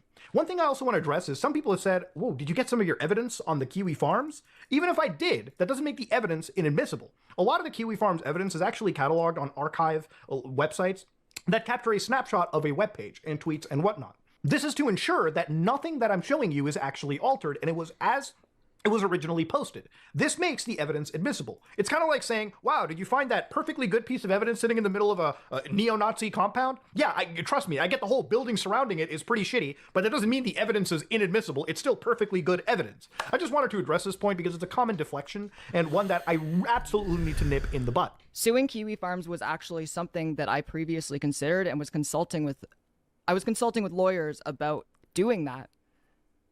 And they probably told you this is a bad idea. It's not going to work. You're going to look like an idiot. Those lawyers fucking fleeced you. They fleeced you. They fleeced you to death. You got taken advantage of. You got taken advantage of. They took your money. You idiot. The idea of suing Kiwi Farms was on the table at one point. Dumbest idea anyone has ever said in their entire life. Dumbest idea ever. Those lawyers took your money and ran. I basically came to the conclusion after looking into it that it's not worth it. There's little I can do as a Canadian to benefit from doing a lot. As a Canadian? As a human, you can't stop it. The internet, and especially Kiwi Farms, you're not going to do anything. Suit against Kiwi Farms. The only possible lawsuit being a defamation lawsuit, which there is little to no benefit. Because it's all real. It's all true. It's all true. Everything that Kiwi Farms has posted on there is your own documented history. If there were things in there that are entirely false and the Kiwi farmers knew it was entirely false, then you have a case for defamation. But something tells me that meeting with the lawyers when they asked you, well, is the Catboy Ranch thing real? And you're going to go, yeah, it's real, but, well, they got you on that one. What about the dominatrix fart play? Yeah, that's real. Okay, so they were right about that. What about your early time on the internet? Yeah, that's real. You can't scream defamation if it's all real. For me to do. 3 days after posting that letter, Claire admitted on a private stream that she hadn't even started yet. Her unnecessary traveling is blamed for keeping her busy, which to me is an admission that she wasn't all that interested in consulting her lawyers. But now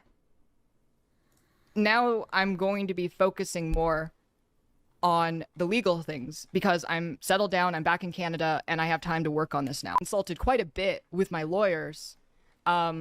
But I was traveling quite a bit. Yeah, so you just wasted your time. You pissed away your time. You traveled Europe, pissed away your time, and probably have no money left, and the lawyers took the last of it. We, at the time, were, especially during the campaign, basically unsure of how to go forward, especially because my availability was kind of all over the place. And that's because this will be a very important issue later. She was still in the process of collecting evidence. But the problem is right now is that I'm still in the process of I have to collect all the evidence. One of the first steps that you need to do is collect evidence. And if you announce prematurely who you are taking legal action against, it gives that party an opportunity. Which she was apparently threatening to sue Destiny at one point too. Well, Destiny was also threatening to sue her for the defamatory claims that she made against him. I remember that. She was gearing up to take Kiwi Farms, the London police, and potentially Destiny all at the same time. To try and destroy as much evidence as possible. I'm not even going to publicly comment on the party either. Now, for this to make sense, you kind of have to assume she wasn't talking about the police. In that case, we already know what proof does or does not exist. Her recount can't be proven, and even if we're to believe her, it's hard to argue the police acted out of prejudice. This is brought up by Nicholas Diorio, who got some interesting answers out of her on stream. The first clip is Clara stating she was still engaged in legal action against the police. I wasn't aware you were still engaging with legal action of the police. I am. It's just like there's been so much shit that happened, and then like immediately after like getting back from everything, I had to move, and I like just got unpacked like 2 weeks ago. Claire describes a specific incident in which she was dead named while being put in handcuffs. However, she admits it could have been an honest mistake, and the officer didn't know what a dead name was. Now, there are questions as to the dead naming taking place. They claim they have no footage of you being dead named once you get back to the precinct, and you claim there was dead naming. So the only time that could have happened is during the swatting itself. Is that still something that you claim? Yeah, that was something that happened with the constable that arrested me, like when I was actually being put in handcuffs. Look, I don't have a problem with spicing up the story a little bit, but, and I understand the like how this upset you and your family, but it really does sound like you kind of slandered those cops. I'm so glad Nick fucking said that. I remember watching Nick live when this happened. Dude, Nick's comeback has been a fucking real one. I slandered them. I mean, if like, we're taking them at face value, right? For that they thought when they were going into your house that they were like potentially dealing with somebody who was planning to shoot up a like public office building or something like that with like politicians, then like it's totally possible that they thought that was your name. Like that you went by that name. So I know, because the email. Problem. Did you read the email? Yes, I did read the first sentence of the email is "My name is Clara Sorrenti." But then it was signed with your dead name. It said "My name is Clara Sorrenti," and then my dead name is blank, and they put the dead name.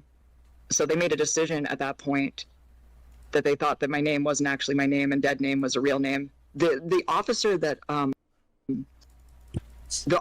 actually like arrested me said she did not actually. Tipster retweeted something about the video. Oh yes. Please put that in the group chat. Please put that in the Discord.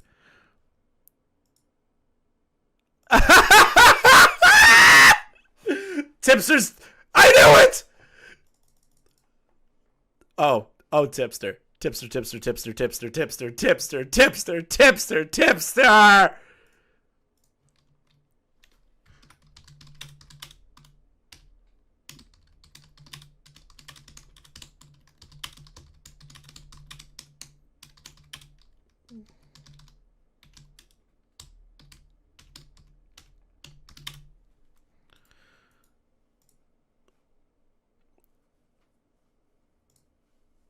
This is just great. This is great.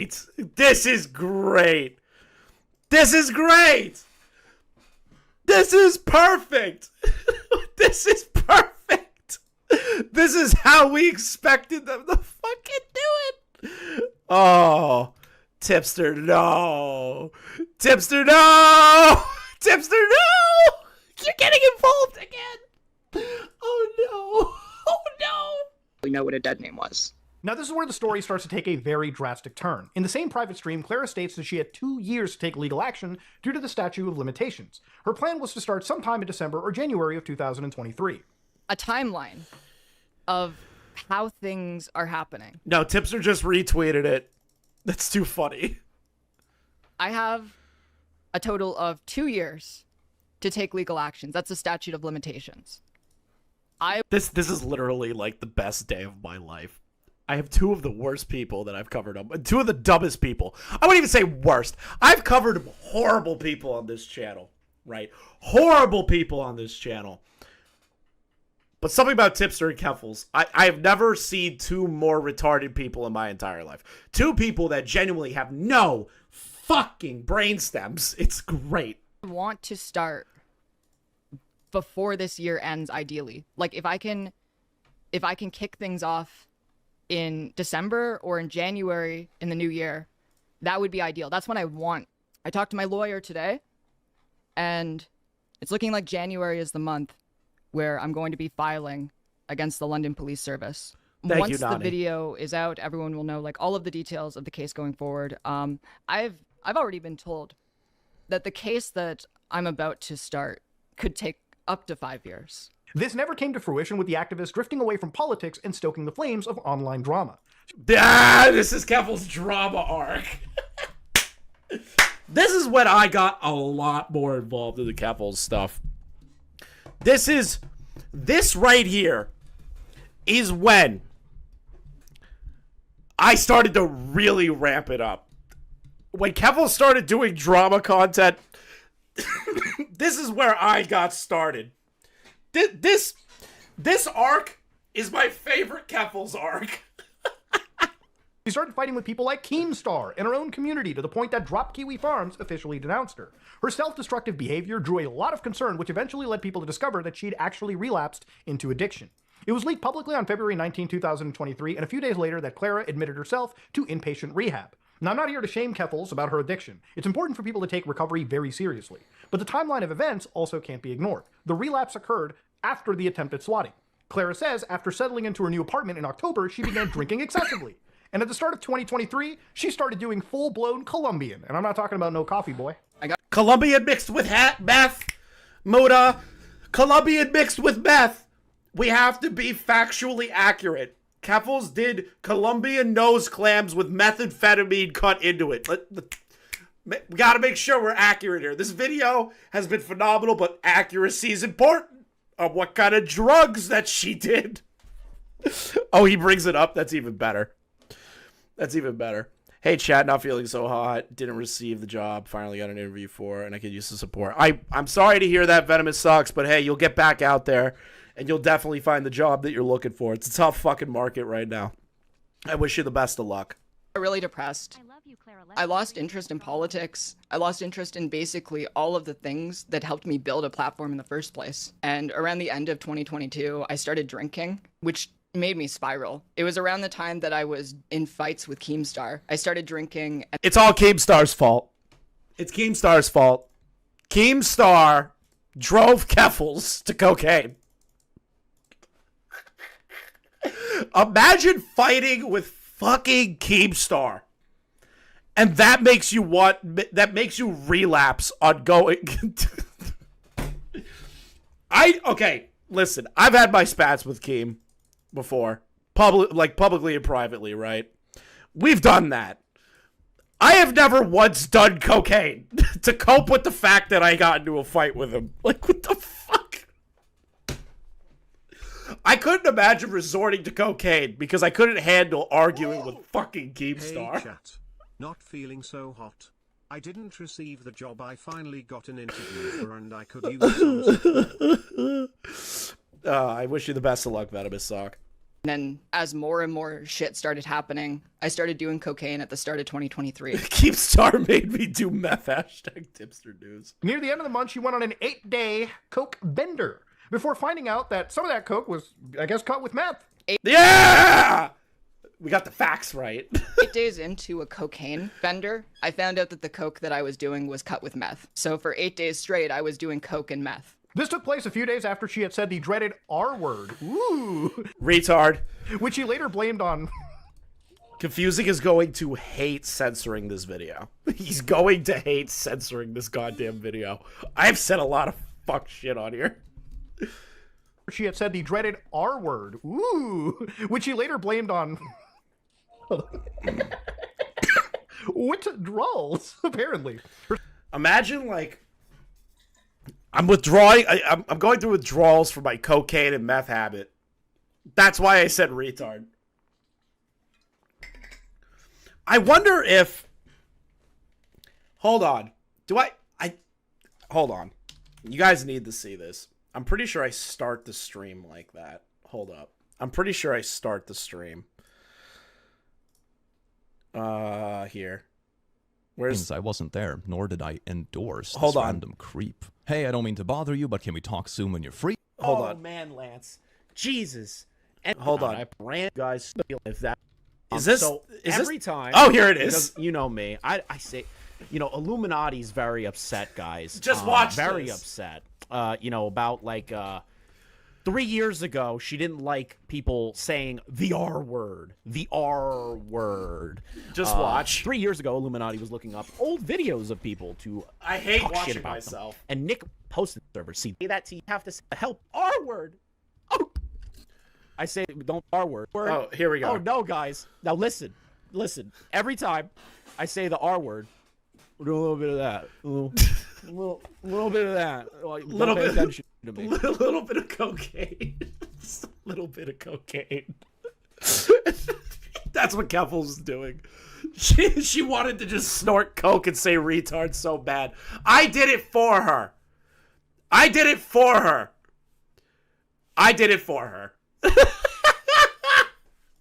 It wasn't even about her, that live stream. Spiral worsened as she started doing coke, meth, benzos, while attempting to buy H on the dark web. Started doing coke and meth and benzos, and Keepstar spiked her HRT is wild. I was planning on... Okay, who wants to take bets on when Keffals is going to say the hard R or call Muta something like racist that's Indian? ordering him from the dark net. After the backlash, Clara went into rehab on February 22nd. In the next few days, I will be admitted to rehab. The doctor said that because of the drugs I'm addicted to, without medical supervision, detoxing will kill me. Now, I'm inclined to believe her on this, given that she didn't return until about a month later. Clara later admitted that she spent more money going to rehab than she ever had on actual drugs. I was in rehab for 34 days before I discharged. I went to the Addiction Rehabilitation Toronto facility, and it was one of the best decisions I think I've ever made. While Addiction Rehab Toronto doesn't have prices listed on their sites, aggregators like Recovery.com price a 30-day... How the fuck did Keem win this one? Keem is like a cockroach. He eventually like will have a W in a drama, which is like fucking crazy. Stay at the facility. Not the Law Cow one, but this one, yeah, 100%. You got to give Keem the W. He got her back on benzos. At 20,000 Canadian dollars. And that is a fourth of the entire dollar amount. It's hard to believe that expense, on top of buying enough drugs to end up there in the first place, had no bearing on how that GoFundMe money was used. One of her mods admitted the habit went a bit into the fund money at the end.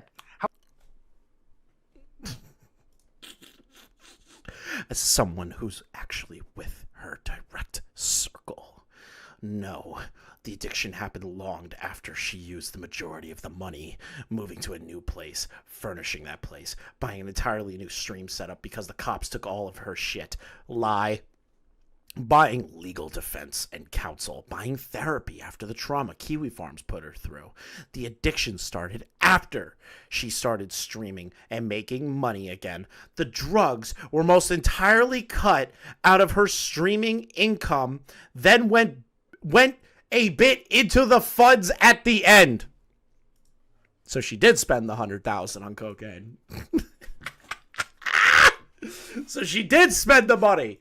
She did spend, hey, idiots. Hey, to to the Keffals fans that watch me and report back to Keffals and Tipster, that fat Mexican.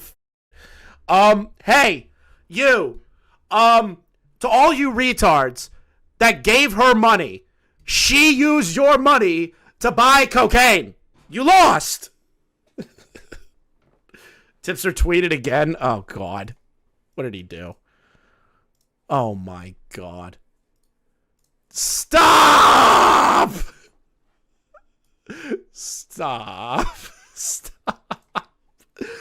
Tipster, no! This guy's a fucking retard. Every time you send this shit to me, I'm sending it to the right places, Naughty. Don't you worry. However much a bit is, we might never know. Her relapse began right as she was supposed to initiate legal action, that by her own admission hadn't even started. Remember, she was apparently collecting evidence to beat the statute of limitations, and after a vacation across Europe, new stream equipment, TwitchCon, hiring a private firm, security firm, and private investigator, consulting lawyers about kiwi farms, and paying an entire year's worth of rent because fuck it, why not, she spiraled, necessitating a month-long stay at a rehab facility that cost approximately $20K USD. Sorry, hold on a minute, I'm having a little brain fart. Canadian dollars, okay, big difference. With the latter beginning in the exact time frame she claimed to finally take action against London police. Now, of course, there is one last hope for the GoFundMe money going towards anything vaguely resembling those initial stated goals. In April of 2024, Keffals' lawyer, Justin Annisman, filed a complaint against London Police Services with the Canadian Human Rights Tribune. The application hereby argues she is the victim of discrimination by London Police Services, referred to henceforth as LPS. Now, of the 5 examples given, 3 of them discuss her dead name being used in their records. This is true, and acknowledged by London Police in their first statement. The complaint further alleges LPS officers used her dead name and gender. During the arrest, this cannot be proven as no body cam footage exists. In a private conversation, she explained pushing body cams was one of her main goals. If I could get one thing from all of this, it would be body cams, since the police didn't even have them in my hometown. There is no evidence where she is well aware of, hence why her last point is actually kind of bizarre. The complaint introduces an entirely new accusation and has somehow gone unmentioned so far. Clara alleges that an officer groped her breast and said, yeah, it's a she. The fact that we haven't... That's total bullshit. It's total bullshit. Yep, it's a she. Nothing like that happened. Nothing. Nothing. I straight up refuse to believe that. First off, because there's been no evidence, no actual court filings, nothing. It's total bullshit. You got timed out in Jalen's chat for a meme? Are you serious? Is Jalen live streaming this right now? I swear to God. What are Jalen's numbers live streaming this right now? Exactly, Enla. It's cartoonish as fuck to 10 people. Wasn't she in the inside with Keffals? How does Jalen only have 10 viewers through this? I'm streaming up against Diorio and I have 300 viewers. Like, what the fuck? Heard about this before is insane. It completely changes the narrative. This realistically should have been her leading story since it's also at gunpoint, apparently. If true, the interaction recontextualizes every claim of dead naming. It also makes her behavior afterward. Keem made a Twitter video in his bathrobe for some reason. Who wants to hear what the gnome has to say? Who wants to hear what Keemstar has to say? I have had 1 million Keemstar exposed videos. Oh my God, he has to make it about himself. Jesus. Made on me throughout the years. And when they use a picture of me for the thumbnail, it's never flattering. It's never... Yeah, you had a whole diatribe that Ethan made you look fat on the podcast. Never flattering. And am I complaining about that? No. I'm trying to just make the point that if you're going to make a video criticizing someone, you don't try to make that person you're criticizing look as good as possible. Duh.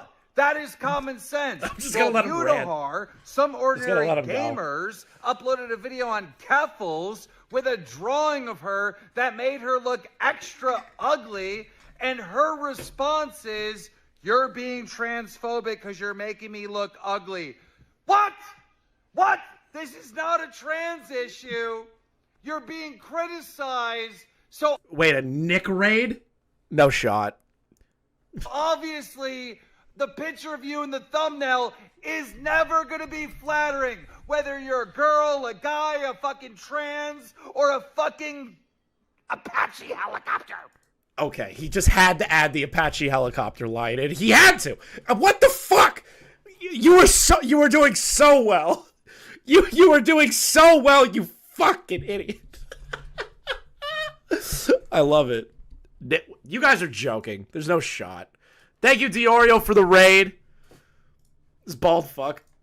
Nick, can you send me whatever you were showing on your stream? Because this is the funniest shit I've ever seen in my life. I can't get over the fact that they have the Tea Party group chat in there. I can't believe that they have that in there.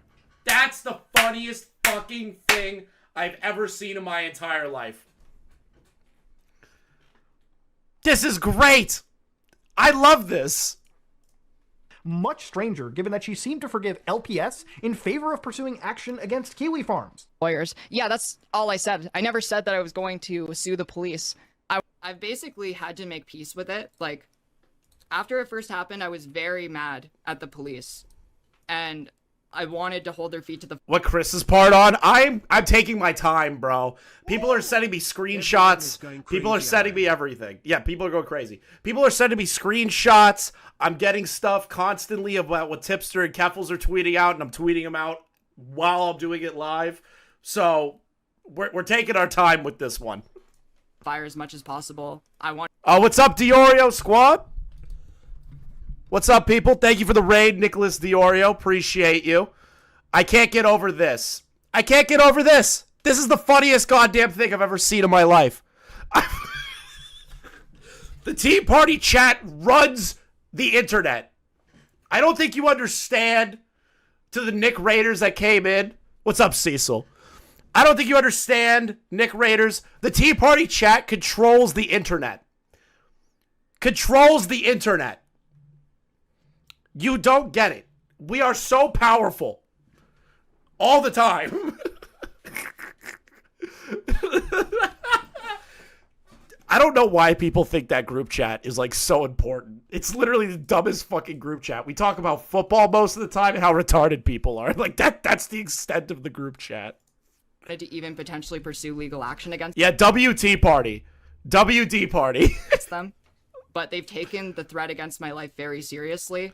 Thank you to everybody that showed up. Make sure you like, comment, subscribe if you are new. And thank you, Diorio, for the raid per usual, brother. And I want to see justice. Now, this isn't... So a normal group chat, yes. A normal group chat of a bunch of retards. Like, the Tea Party chat's not big of a deal. Xylee leaked the whole thing. You can watch it yourself. Here's the link. The link to what? Keffals got swatted. Now she's filing a human rights complaint against the police department and arrested her. Oh my god. Fuck! Contrast to the... What happened with Keffals, ChrisTheNarc, tuning in late? What did they get exposed for? Being fat and a liar and a scammer and a piece of human shit. You know, there's that. Like... Reduced feelings and security described by Clara as a result... Thank you to the 600 people currently tuning in. ...of her inability to trust LPS. This impacted her ability to earn a living. In the 6 months since the events at issue in this application... I don't know how this impacted her for 6 months. The initial situation... ChrisTheNarc coin rising, invest now. True, Cecil. Invest now. We're going to hit 10K before we know it. The whole goal is just to hit 10K, bro. I'm so close. I can smell it. Please get me there. So the thing is, right, is the 6 months. I don't like that.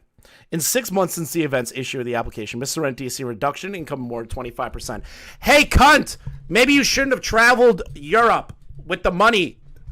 Maybe you shouldn't have traveled Europe. You dumb fucking bitch. Maybe you should have done that. You know, like, I feel like that would have kept up 6 months worth of income, you know? Ms. Sorrenti has seen a reduction in income of more than 25%. That document further alleges that their treatment of Clara left her unable to leave her home. By the way of example, she feels incapable of leaving her home or socializing productively with friends and family out in the community because of a fear that LPS... That article proves she was lying about the police stuff. We'll read it after. ...will continue to discriminate against her. But Europe's so beautiful. Thank you, QTV, for another 10 gifted members. Thank you so much, dude. This is patently untrue, given that the time frame is when she traveled across the world. It also doesn't make any sense to blame London police for that reduced income. And it only gets crazier when you realize the complaint seeks $125,000 in damages. Dude, she's a money whore. A money whore. She's a whore for money and clout. That's all she's ever been. She's done nothing different with her life. Nothing. From the Tea Party group chat.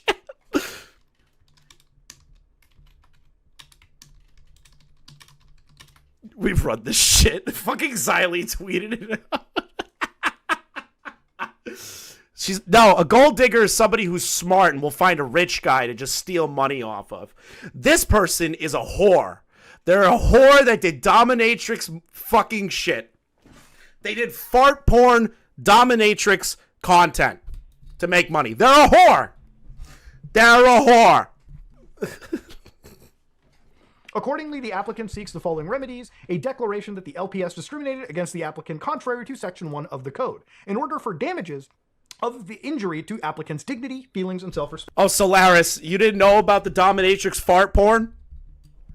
I feel like that's something people forget all the time. In the total amount of $75,000, and in order that LPS compensate the applicant for the loss of income suffered and other special damages incurred as a result. Chris gonna get YouTube bonked? Yeah, probably at this point. I've been pretty fucking mean this stream.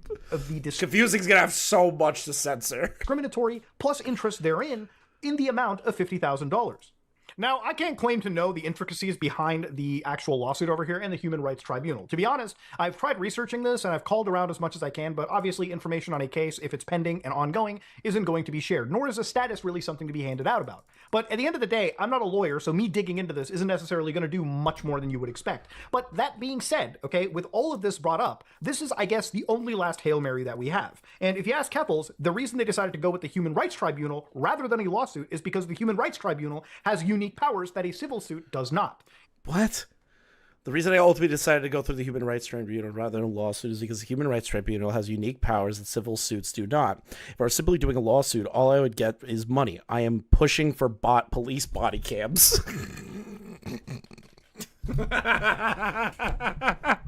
I'm pushing for police body cams.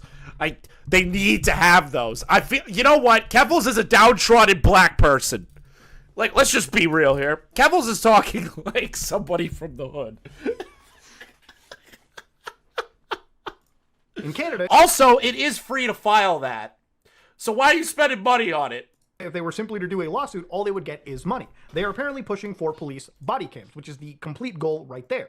And papers have been... Remember, guys, Keffals feels like a person of the black community. Keffals blocked me Twitter W for telling the truth. Twitter W. Remember, guys, Keffals understands the black plight against the police. Remember, Keffals needs body cams because she would have been kneeled on like George Floyd if they don't have body cam. She deleted tweets she posted today. Too bad we already got the screenshots. Processed, and they're awaiting dates. Keffals' lives matter is a wild statement. To appear in the tribunal. And I'm told this could take a minimum of 2 years at best. What is this? Just a word made a response. Okay, I'll bet for you. One, yes, Mutahar hired me for the Keffals art. It was a last-minute commission, drew one night. For Karl Marx. True. It's not more complicated than that. 2, I draw everyone sweaty and gross. It's my stupid shtick. 3, he updated thumbnails so that everyone is getting roasted. Mutahar fucking put his own photo in there to just own Keffals. And 6 years at worst, depending on if this gets escalated to a higher judicial body. So again, I'm not an expert at the HRTO, and this section might be pending, and because Keffals is, I guess, quiet these days, I'm blocked, so I wouldn't really know. There might be updates to this, there might not be, okay? But to end this section off, to recap, Keffals deliberately tried to raise as much money as possible. None of her reasons make any sense. She didn't need to move, and used the money for a vacation in Europe, it seems. She didn't just use the fund for moving expenses, but a full year's... She moved because she moved because of her ex. ...worth of rent. Total lie that she was moving because of Kiwi Farms. Something she never said she was gonna do. And as far as we can tell, she had no tangible losses. All of her possessions were returned within days, and the legal fund was for a nebulous lawsuit that has changed targets twice. The closest we saw to any actual legal action was that HRTO complaint, which doesn't even require a lawyer and is completely free. Leviathans are coming for Keffals, bro. The Leviathans have finally come home to eat her alive. It's unlikely to go anywhere since she apparently has no evidence, no credibility, and seemingly no actual... Refund the money then, Keffals. Refund it all. ChrisTheNarc. Reminder, she said in her Discord that she wanted to settle with the police. True. First it went from legal action to a fucking human rights tribunal thing. Then it went to settling with the cops.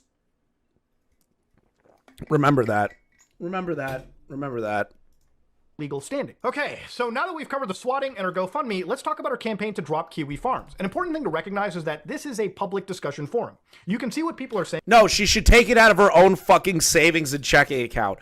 She should be put on a payment plan for the rest of her fucking life to give these people their money back. I'm actually calling for that. Keffals, set up a payment plan for yourself, stream every day, and pay these people their money back. Do it! I'm telling you, the only way for everyone to forgive you is to have your donos garnished. Have your donations garnished. Anytime you get a super chat, sub, membership, anything. Patreon. Garnish it. Give your money back to these people. And that also means it's difficult to... Your money should be treated like a guy who didn't pay child support. Your wages should be garnished. Something was their fault if they didn't brag about it on the site. To be clear, they're not innocent whatsoever. They're not entirely innocent. They collect and organize personal information, and I would never argue that they don't harass people. We can prove Kiwi Farms users doxed her old house and one of the hotel rooms. However, they weren't the main culprit. There is a completely different site that actually took credit for the harassment that veered into actual criminality. For the sake of not promoting it, we're going to be referring to this website as Website Zero, like others have before who've covered this topic. If you've read the thread closely, you'll discover Kiwi Farms users don't find out about the swatting until after her GoFundMe. On August 21st, Clara's Uber Eats account was hacked. Kiwi Farms has been right. Like, let's... Nobody's been hiding that fact. Sure, does Kiwi Farms, like, say wild shit? Sure, but, like, nobody's saying that they've been wrong. Nobody. And she blamed Kiwi Farms. The next day, a post was made on web. Do you really think the audience will do a second time? They donated to the GFM and now donate to reimburse themselves. No. So this is the thing, right? She's obviously going to maintain a loyal audience of like 100 viewers from now on, okay? 100 viewers, right? 100 viewers she will probably continue to have to 2 to maybe 3, okay? That are loyal and don't give a shit about what's going on. Out of those 300 people that donate to her, that money should be garnished. That money should be garnished. Half of that donation money should be taken out, put in a separate fund, and paid back to the people that donated to her. Site Zero taking credit. She showed a receipt for the order as part of the docs. This post also included phone numbers, accounts, addresses, emails, and passwords belonging to Sorrenti, as well as many of her family members. The docs stayed pinned from the date it was created until September the 4th. It was being worked on publicly since March 28th, and with users actively calling for others to track her down. Despite this, Clara continued to blame Kiwi Farms instead for hacking her Uber account, even directly calling for Cloudflare to halt services in response to the hack. From here, she makes a decision to move to Northern Ireland to flee online harassment. And it's important to know that Kiwi Farms was down from August 26th to August 29th. Website Zero identified her location on August 26th thanks to that doorknob. Keffals blamed the Kiwi Farms, calling them... Remember, she wanted to be a lightning rod. She'll totally lie about everything. Remember, this person is a known liar. Liar. Any idiot that is still holed up in her community, wake the fuck up. Wake up. Wake up now, because you are being brainwashed like a retard. Wake up. Wake up. Wake up. Wake up. I don't think Kiwi Farms cares that much to find a doorknob to dox somebody. Out by name on the 29th. The same day she claimed a Kiwi Farms user had identified her location and threatened to show up. Check this out. Oh god, what did Kiwi Farms post? I want to settle out of court. Get the police to apologize in a letter. Get them to pay off my rehab costs.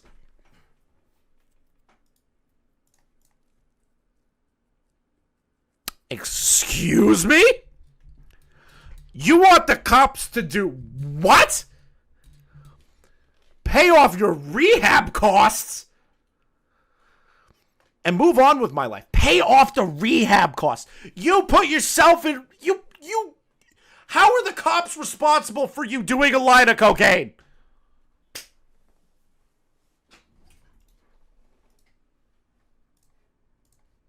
How?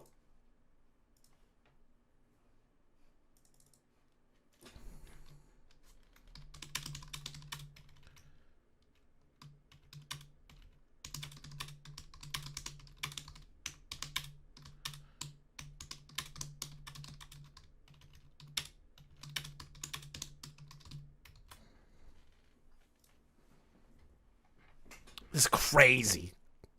That's crazy. You're expecting money from the police for your own action to do cocaine? You are out of your fucking mind. She claimed to have identified the user and forwarded their... Dude, if she was literally a D&D character, Keffals is like a 1 intelligence, 10 failed, 10 luck Fallout build. I wouldn't even say 10 luck. Information to... Why would the cops pay for your rehab, you fucking drug addict? The police. And this is true. If this is true, there's no... I did, Shinji. I did. No reason for her to believe this individual had any association with Kiwi Farms. The user had been very active across 4chan and the rest of the internet on a variety of easily identifiable accounts. And they've also explicitly stated that they had no connection with Kiwi Farms. She already knew that this person was from 4chan, even showing the original threads in one of her... Keffals is trending on Twitter. I would assume that's just trending for you, not trending, actual trending. Her tweets. When we spoke about his plan beforehand, he left comments on Website Zero, and Website Zero was never mentioned once in her account. Clearly, yeah, because she lied. And Muta's gonna bring this up, obviously, but I'm telling you beforehand. She lied. She lied 100% about Website Zero and kept blaming Kiwi Farms because, quote, in the conversation that she had with Diorio and Keemstar, I brought up Kiwi Farms more because they were a larger website and I can get more attention off of Kiwi Farms. Claimed that this... Sorrenti is seeking $75,000 in damages for injury to dignity, feeling, and self-respect, plus $50,000 in loss of income and other special damages occurred. Fuck resulted off. in another swatting, stating the same thing repeated itself, except Northern Irish police did not put a firearm, did not pull a gun. Trending in she's actually trending in entertainment right now. Ooh. Ooh, this is bad. This is bad for her. On her. That's how you know Charlie's gonna look at it. Ethan's gonna look at it. Oh no, it's over. It's over. It's over. It's over. It's over. It's over. She can't show her face on live stream again. It's over. It's over. Total Keffals destruction starts today. It's over. Apparently, I don't think Keffals is gonna poke her head out of whatever fucking hole she came out of for a few weeks. The police were called to investigate a made-up stabbing. She noted they were very friendly. This followed me.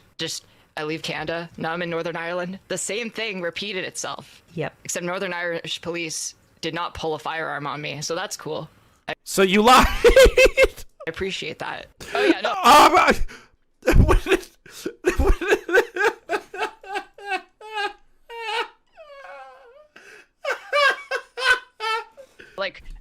Someone called in saying that there was a stabbing in the apartment I'm in, and they just sent 2 police officers and they were knocking at the door.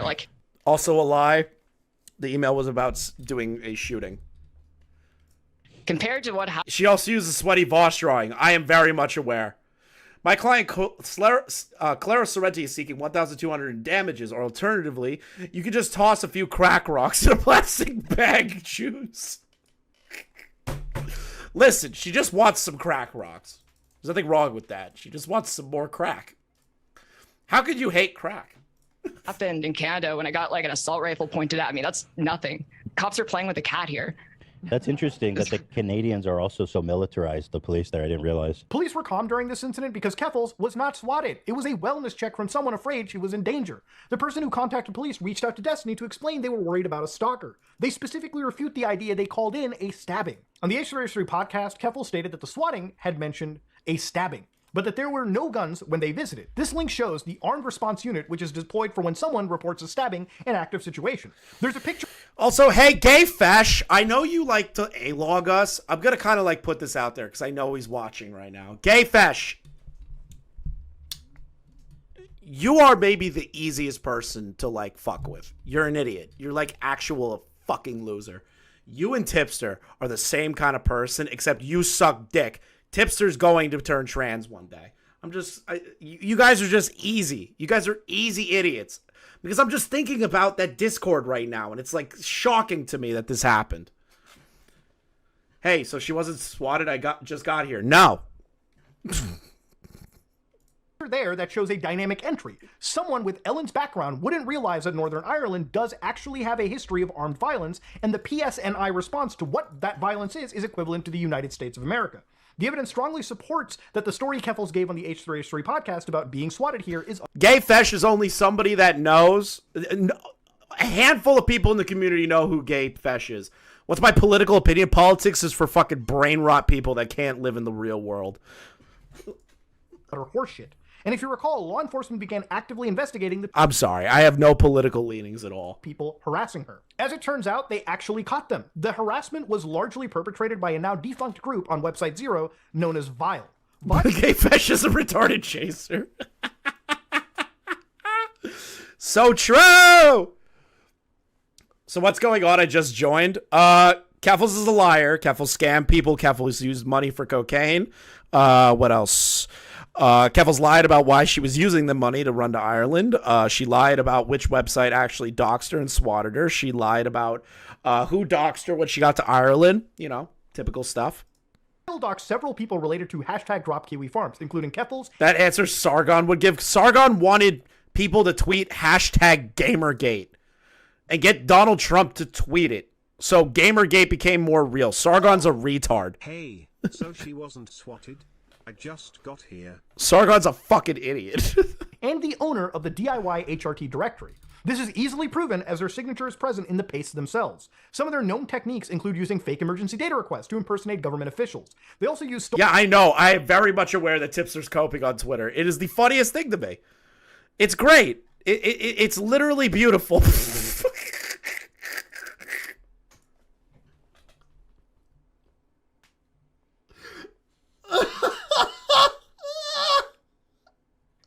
Why did I pull this up? I gotta get it off the screen. I gotta get it off the screen. Oh no. And passwords from...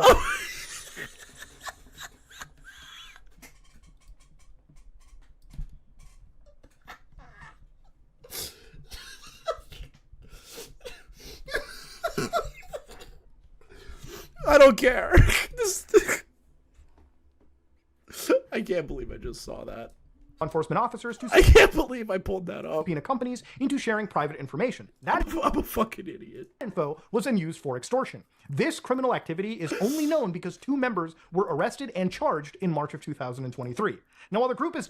That's actually a good idea. That's a good idea. That is a great idea. Okay, I'm getting this off the screen real quick. I need to send this. I need to send this to one of the lolcow guys.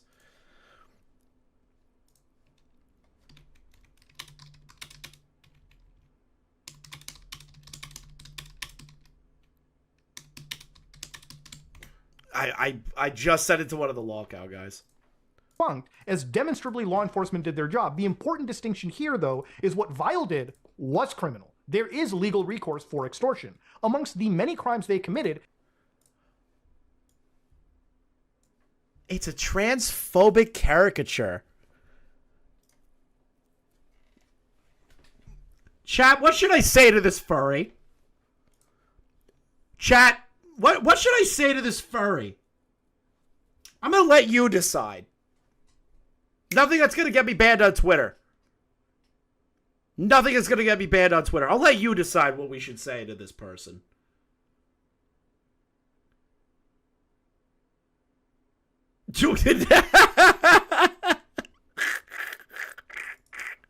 I'm gonna respond with this picture. I'm just gonna respond with that.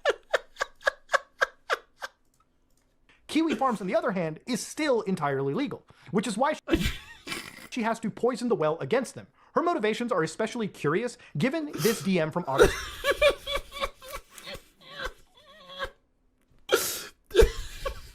4th, a day before her swatting, where she flatly stated she didn't want to talk about Kiwi Farms anymore.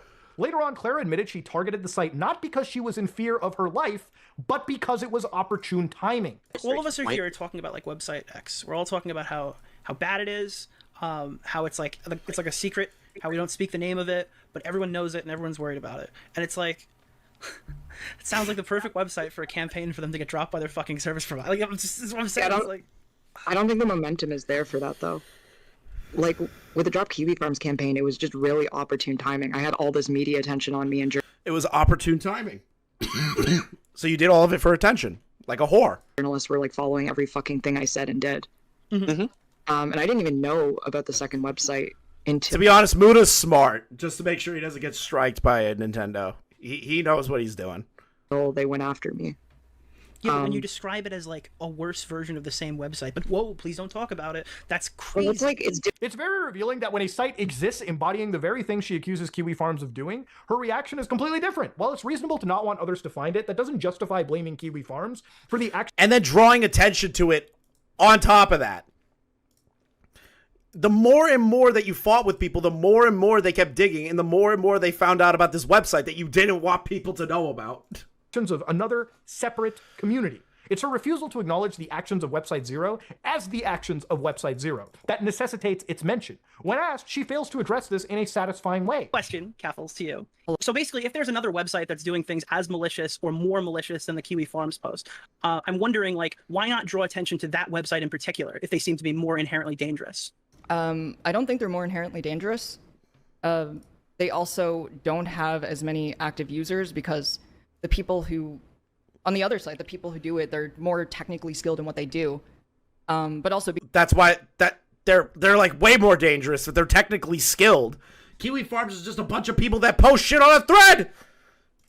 Because they had more extensive documentation of my family, and I didn't want to put that out there.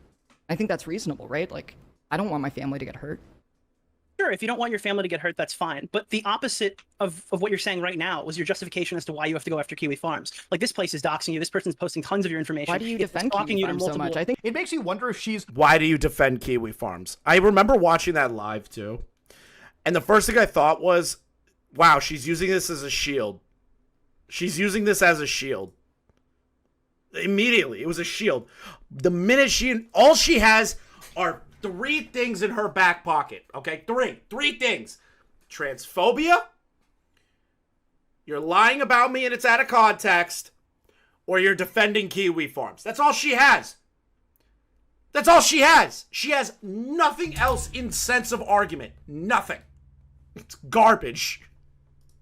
If she wasn't willing to go after the site because she was actually afraid, why did she target Kiwi Farms in the first place? Why continuously lie about the site being down to your followers? Why accuse anyone with genuine criticism of you as having used the site? Is there something that she was trying to hide? So 47 minutes in, you probably know that I have to address the big, massive elephant in the room, okay? Horton hears a... Oh, that furry is very, very mad right now. They're in the replies fighting for their life. They're fighting for their life, chat. Ooh, boyos. The reason for this is because I don't even think we can begin to have this conversation without showing now definitively that Keffals, as a narrator, cannot be trusted. The conversation surrounding the subject has been intentionally warped and obfuscated, and even questioning it will get you labeled a transphobe, okay? And I'm not a transphobe, I'm bringing this up, okay? Literally brings up the fact that he is not transphobic. In the beginning, warns people not to be transphobic and that there's no transphobic rhetoric. Keffals still calls him transphobic. It's literally broken clock, Keffals. It's a very, this is a minefield I'm walking in, okay? When we talk about the harassment from Kiwi Farms, it can't be understated that they are transphobic. It's true. There is truth to the idea they'll call just about anyone a groomer just because that they're trans. However, this is... Bro, I'm so angry right now. Xylee, you want to call in for a second? Come on. I know you want to. Just for a minute. Let your voice be heard by the chat, Xylee. Let your voice be heard. I would love to have you up just to hear what you have to say. Because I know what you're mad about. I know what you're mad about, Xylee. I know what you're mad about. Drug a oh god, here we go. Drawing a trans woman all masculine and disgusting isn't transphobic because I do it to everybody. That's exactly why it isn't transphobic. That's exactly why it isn't transphobic.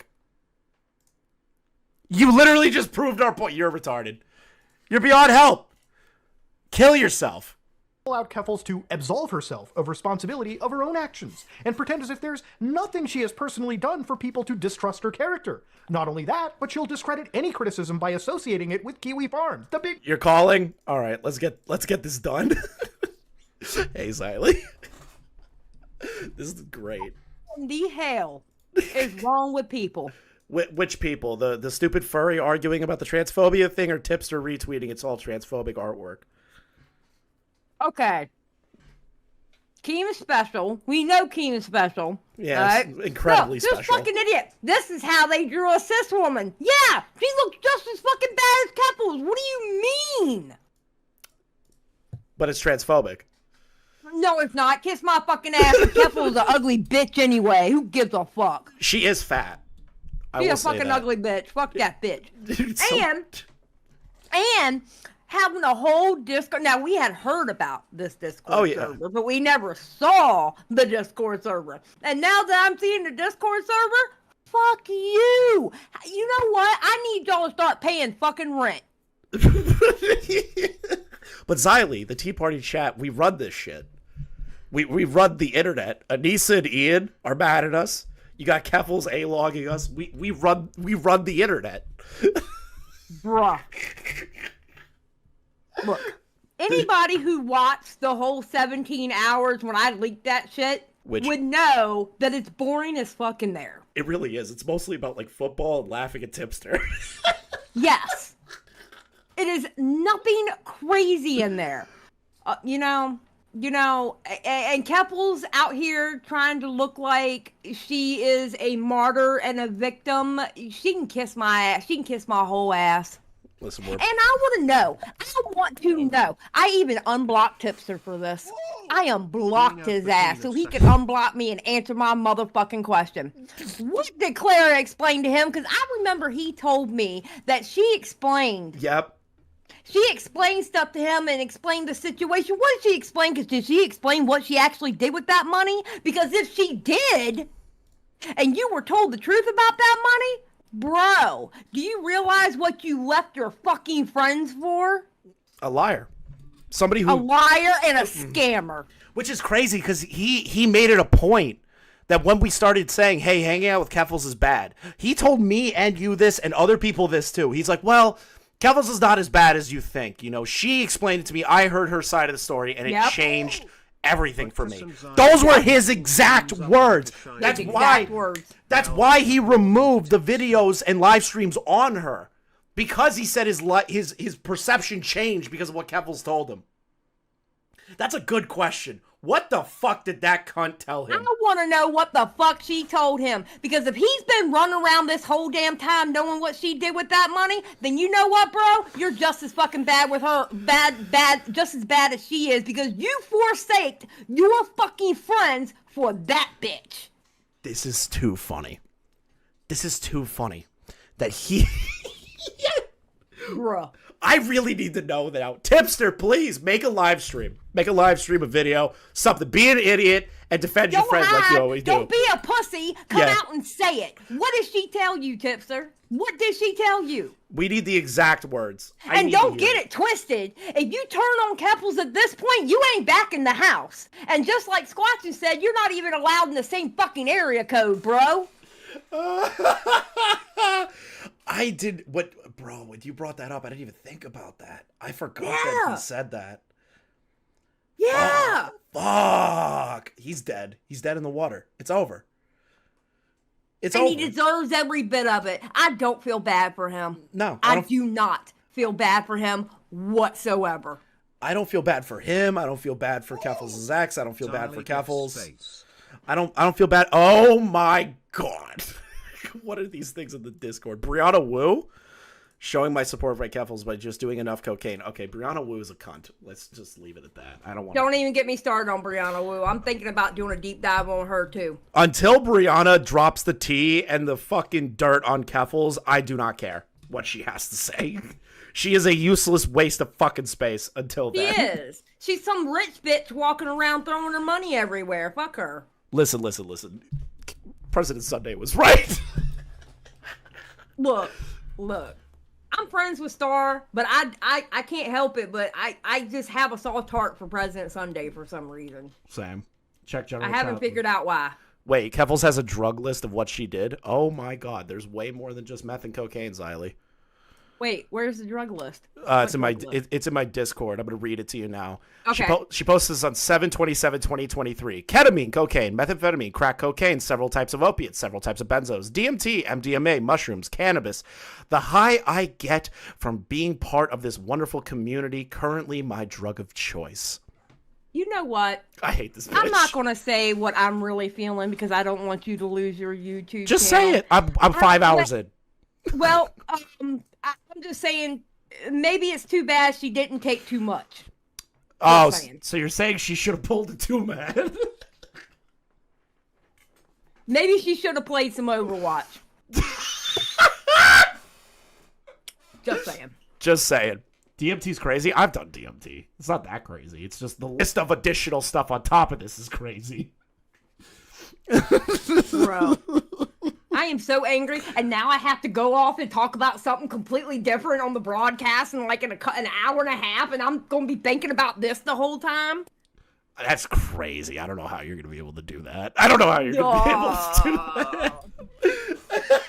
This is stupid. And that one, I don't know who the fuck that one person is going, and this is how they drew a cis woman talking about, fucking whoever that dumb bitch was that doxed the one dude. Sniper Wolf.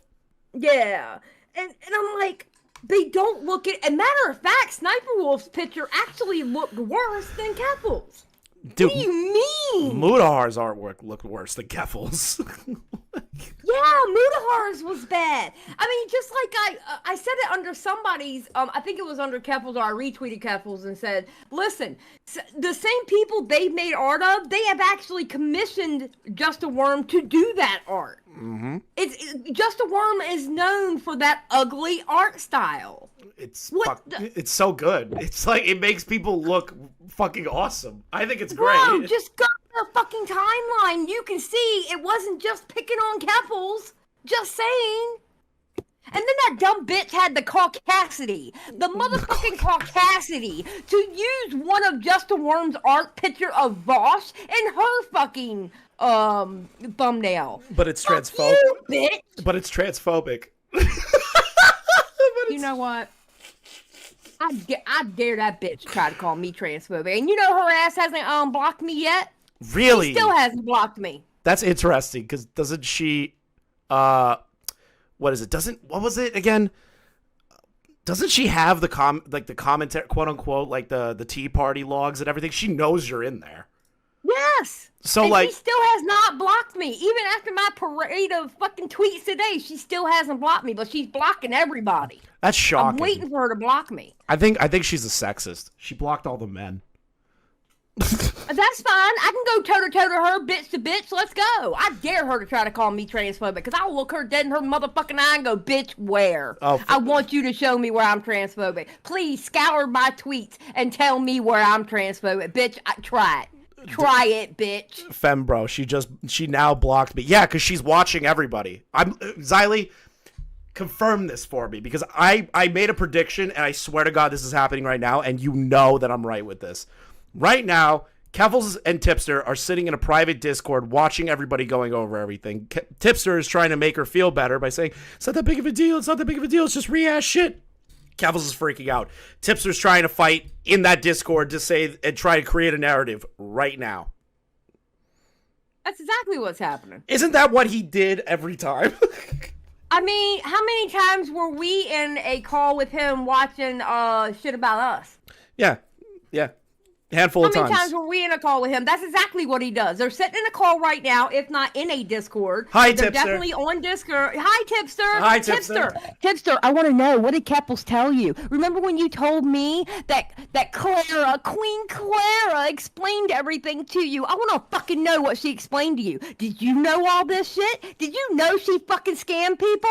Did you know that? Because guess what? If you knew it and you still stood by her, you're a fucking scammer too. Damn. Damn. Tipster, I hope you enjoyed that. Because I know your little community, Keffals' community, watches my streams. You guys have snitched. They've snitched about me to her before.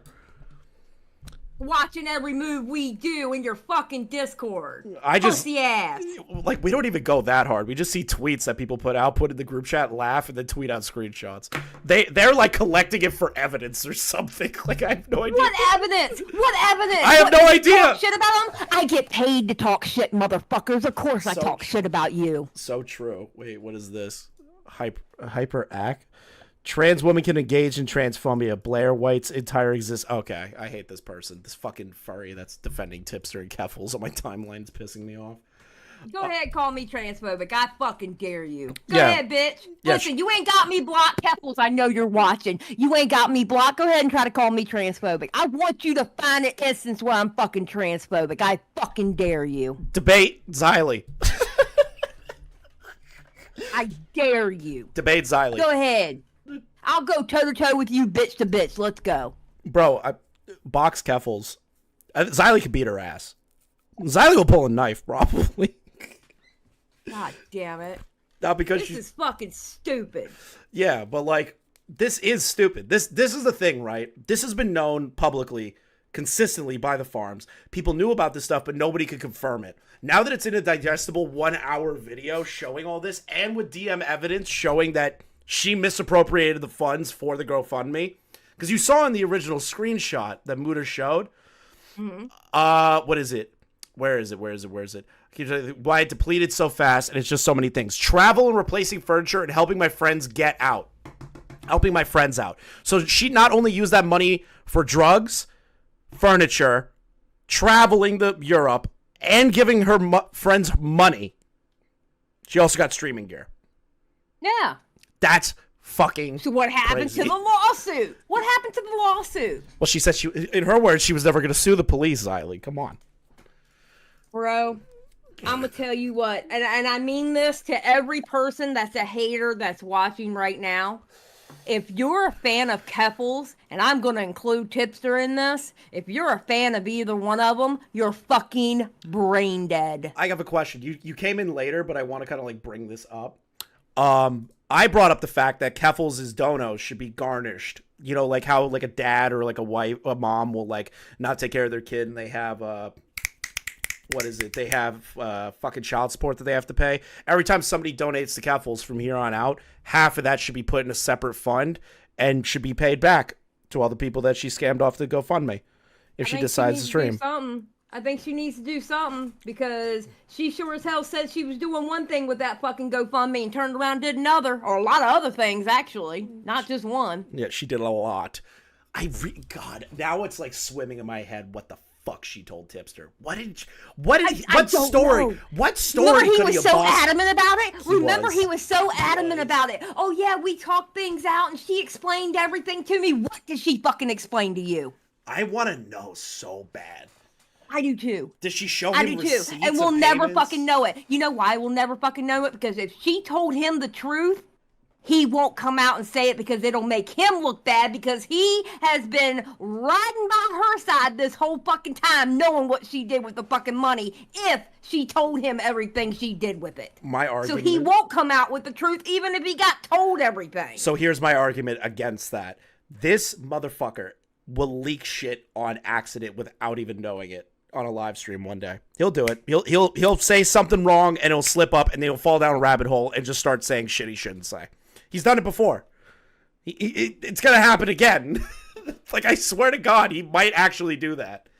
And Tipster, since you're probably watching, let me go ahead and say this too. Don't try to use this situation as a saving grace for your ass because you're not coming back here. No. You're not coming back here. Where else could he go? He can't go anywhere. You know what he needs to do? He needs to go off, fly off to that lonely fucking island where he's by himself, because that's what he fucking deserves. Because all he ever does is throw people under a fucking bus just for some fucking clout. You actually thought going to Keffals was gonna fucking protect you? Have you lost your goddamn mind when you did that? Fuck him. It's just pathetic. It's very pathetic. You got everything out of your chest so you can focus on the broadcast now? Yes. And now I can focus on the broadcast. Shit. Subscribe. All right, I'm getting out of here. Subscribe to the broadcast. Go check out Xylee after this. All right. Have fun with your stream. Goodbye, everybody. See you, Peace Xylee. out. That was nice having Xylee on. Confusing's going to hate the audio balancing on that one. He's going to hate the audio balancing. Let's keep going. I haven't gotten to the Catboy Ranch stuff yet. Bad farms. At the end of the day, if documentation exists, then regardless of that source, it speaks for itself. Keffals will hide behind her identity as a shield, accusing anyone who brings up her genuinely questionable behavior as pedo-jacketing. In reality, Flamenco posted on Community. Wait, what? Did Flamenco seriously post a community post about this? Did he really? I can't even find Flamenco's channel. Flamenco TV channel. What? Why can't I find his YouTube channel? There. Wow. He is just completely fucking buried in the algo. Oh, no. He didn't do anything on Community. No. Okay. this is little more than an excuse to avoid accountability. And it's finally time to talk about do-it-yourself hormones and Catboy. Okay. Finally, we got to the Catboy Ranch shit. This is the other thing I've been waiting for. Because I wish to tell all of you, I received some stuff about Catboy Ranch. I couldn't prove it. The information came secondhand to me. And hopefully Muta touches upon it. Because if I'm right, by what I was looking at, I might show it to you guys. If not, I gotta keep it under wraps still. Ranch. In June of 2022, Claire began sponsoring the DIY HRT directory. For a myriad of reasons, hormone replacement therapy is often inaccessible to many trans people. The directory intends to teach people how to, quote-unquote, safely obtain HRT without a prescription. While some are legitimate pharmaceutical-grade medications, simply imported from other countries, the site also offers a number of homebrew sources. They are colloquially referred to as bathtub estrogen, in reference to the actual practice of brewing your own HRT. This guide in particular is linked to Otokonoko Pharmaceuticals, which is also listed on the directory. Otokonoko Pharmaceuticals is extremely controversial, for reasons that will become very self-apparent. The packaging is covered in sexualized depictions of young boys cross-dressing. Dude, the lolicon. I mean, excuse me, not lolicon, because Tipster's gonna get mad at me. Shotacon on the boxes is fucking disgusting. I've seen the uncensored photo. It made me sick. If you haven't seen the photo, it's a small child barely clothed on the side of this box. Okay? If you haven't seen the photo, it's a barely clothed animated child. Okay? Or as Vosh would call them, short stack goblins. Again, I have to blur this out because it is actually a violation of YouTube's TOS. With text on the box that reads, "Oh, is it a violation of the TOS? I think I've showed it on stream before. Oh no." Keep out of reach of parents. It's disgusting and clearly falls under the category of Shota or Loli, which Keffals has given her own opinion of in the past. It's already questionable to endorse what are effectively unregulated drugs. It's even worse to explicitly advocate for their use by minors. Keffals bragged about donating thousands of dollars a year to the site to help people get access to HRT before the age of 18. She said, "I do not give a single shit what you think. I am doing nothing wrong, nor will I ever back down." The directory was even added as a link to her website, with an accompanying chat command. By then, she was marketing her community as a safe space for teenagers. As a former trans kid who is now a trans adult, I want to say, to all the young trans people who follow me, I love you, I care about you, and I will fight for you. We will win. There is hope for people like us in this world. They cannot and will not keep us down. I have no opposition to providing safe access to HRT for trans people who need them, right? That's just a thing. If doctors can come in and there's a way to safely do it 100%, get the proper people involved. Thank God. I've been saying that forever. Just, if you're gonna do it, at least have a doctor. At least be 18. Have a doctor, have a professional, take care of it. Have a professional give you the right dosage. Monitor it. Like, that's literally, like, if you don't like trans stuff, fine. I don't care. But like for me, if they want to do that, whatever. I don't really give a shit. But like, don't make children do it! Not me, not Keffals the activist, both of us are clearly not doctors, sure. But it is dangerous to condone questionable individuals with shady histories like Keffals and deceitful messaging to illicitly offer these treatments online, especially to minors. The directory was created by an individual known as Bob Posting, or Chloe. Chloe and Clara have a long history of friendship together. Chloe thanked Keffals for her sponsorship and even got brought on stream to promote the site. She would reply to Clara on Twitter, 1,000 minors on HRT, her association. That is a horrible fucking tweet. That's disgusting. 400 minors on HRT. That's gross. That's gross.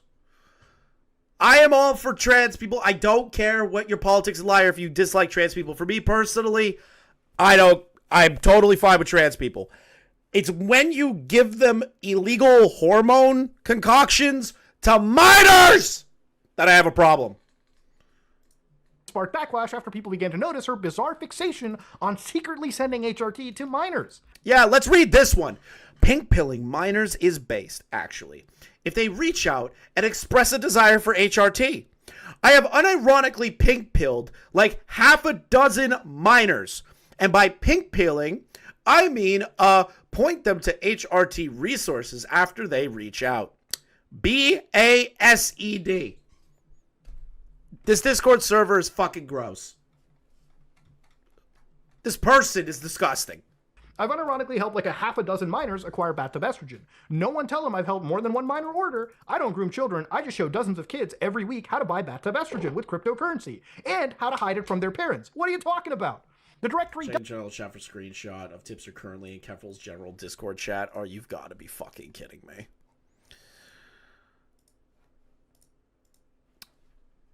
Hello, Wiggler friends. Oh, Tipster. What'd you stop watching the video already, buddy? Did you already stop watching the video, buddy? Does, in fact, take cryptocurrency, and at one point even instructed minors on how to buy Bitcoin. If you're a minor, get a trusted adult to purchase Bitcoin for you, or go to your local BTC ATM. Chloe has also referenced minors in relation to an act known as pink pilling, the act of convincing someone that they are trans on multiple occasions.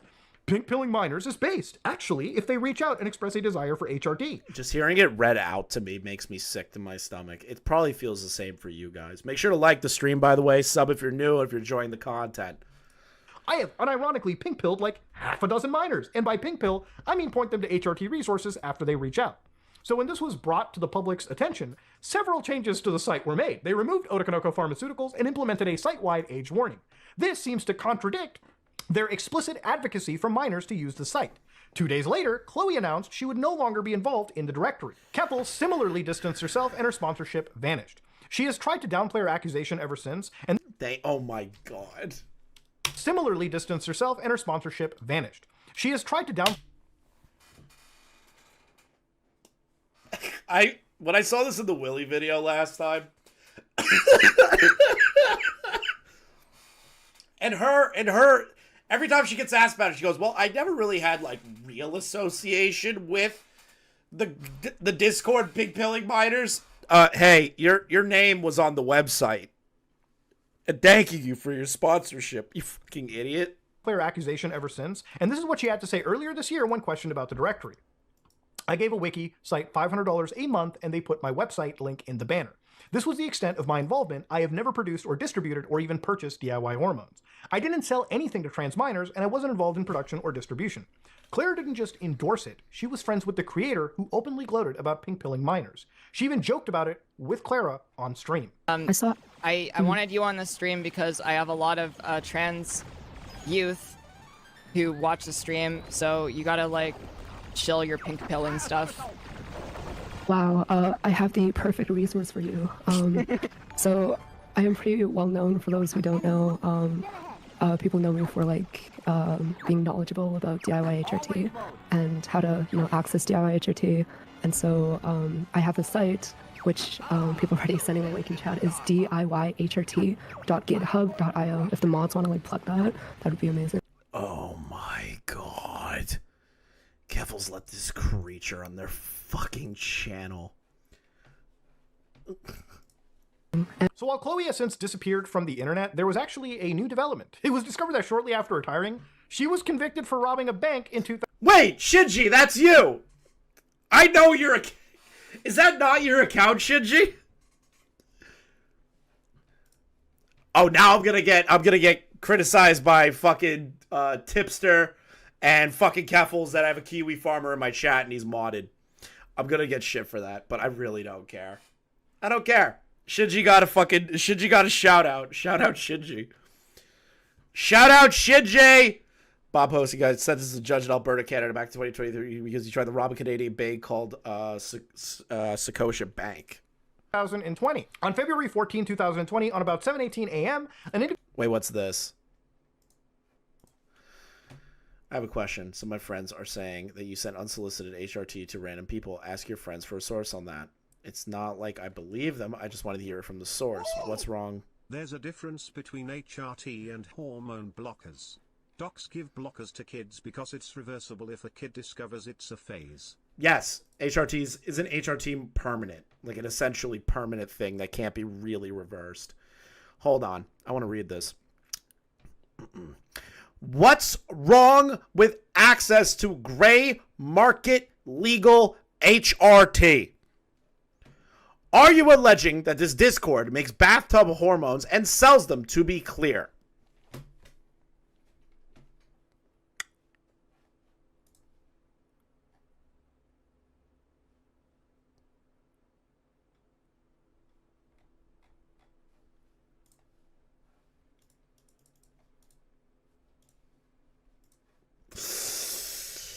Yeah, they're fucked. Individual wearing a surgical mask walked up to the counter at the Scotiabank branch located at and handed a note to a teller. It read, "This is a robbery. You are not in danger. Call the police 30 seconds after I leave the door. Give me all your money. No bug money." The robber handed the teller a box. The teller... Blockers permanently mess the kids up. It's totally non-reversible. Okay, I don't know anything about it. Don't shit. I literally have no idea anything about blockers versus HRT. Placed cash in the box and the robber... That's how little I understand it. Robber then left the bank with the box of cash. The teller locked the door and told her manager what happened. The police were called. This individual was identified by police as Chloe. The teller placed a GPS tracker device hidden between four $20 bills. And when she discovered this, she tried to hide it beneath some snow. It was quickly found, reported to police, and they retrieved $5,190 in cash, and Chloe was convicted in 2023. Though currently her sentence is unclear, the Criminal Law Notebook, a free resource on Canadian criminal law, says the average sentence in Alberta for this exact type of crime is 4 years and possibly a fine. And while it's unclear who owns the directory now, it's still around to this day. Blockers are safer than HRT, I believe. Okay, well, I'm just going to take your guys' word for it. I have no idea. I'm not a doctor. In fact, they recently added back Otokonoko Pharmaceuticals. In fact, they even added back that filthy Otokonoko Pharmaceuticals, clearly waiting for that public backlash to die down. Needless to say, everyone involved in this entire situation has exhibited suspicious... Whoa! Homebrew sourcing, Okonoko Pharmaceuticals, clicks on link. ...to die down. Needless to say, everyone involved in this entire situation...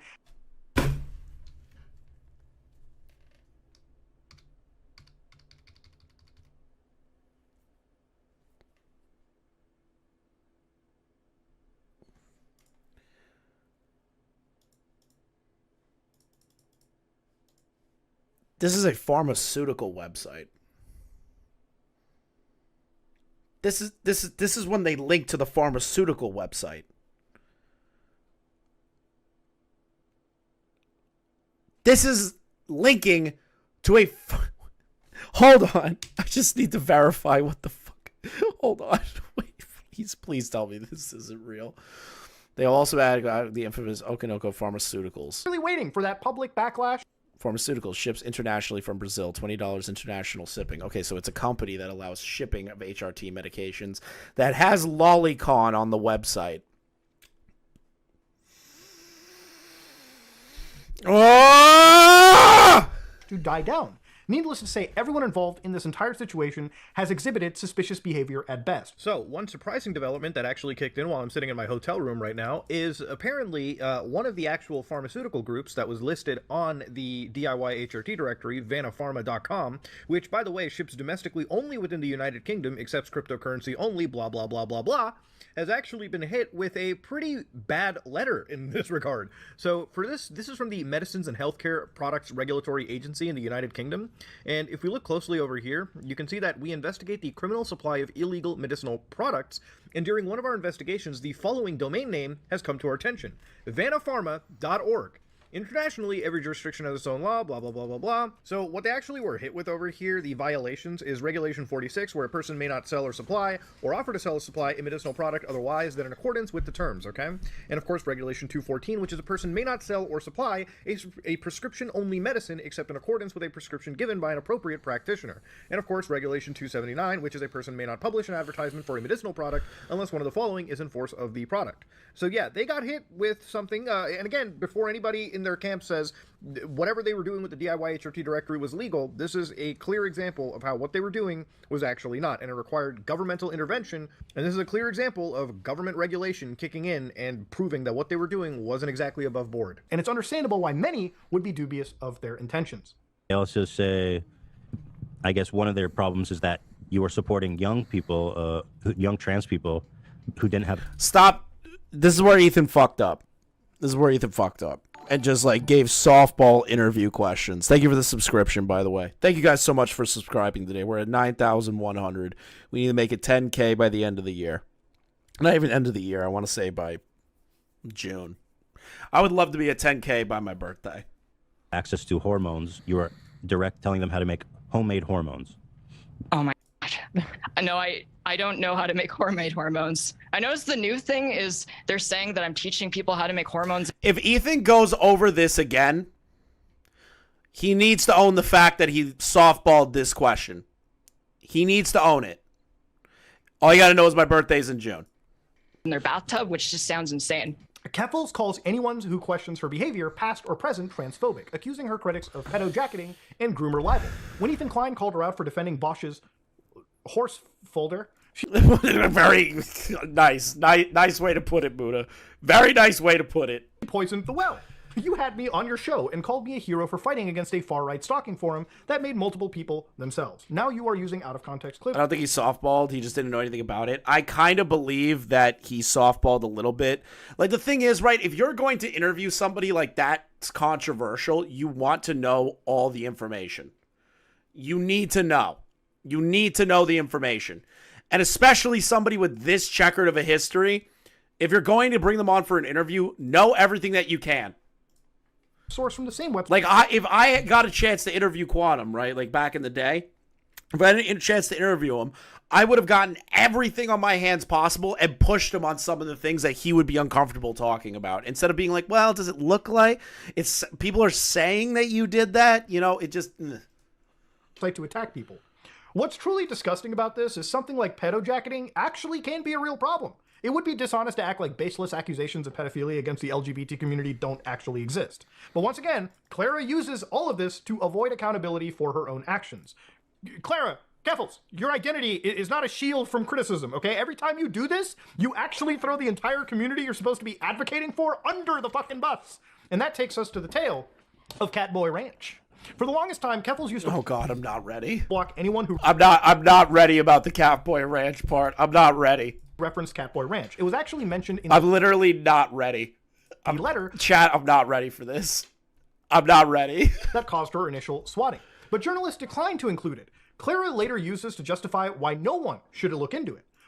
It's legitimately fucked up when I get swatted, and the swatter mentioned Catboy Ranch and giving children Catboy collars in the email where they impersonated me and said they were going to shoot up City Hall. It was all Kiwi Farm misinfo. Now H3H3 fans are regurgitating it. God.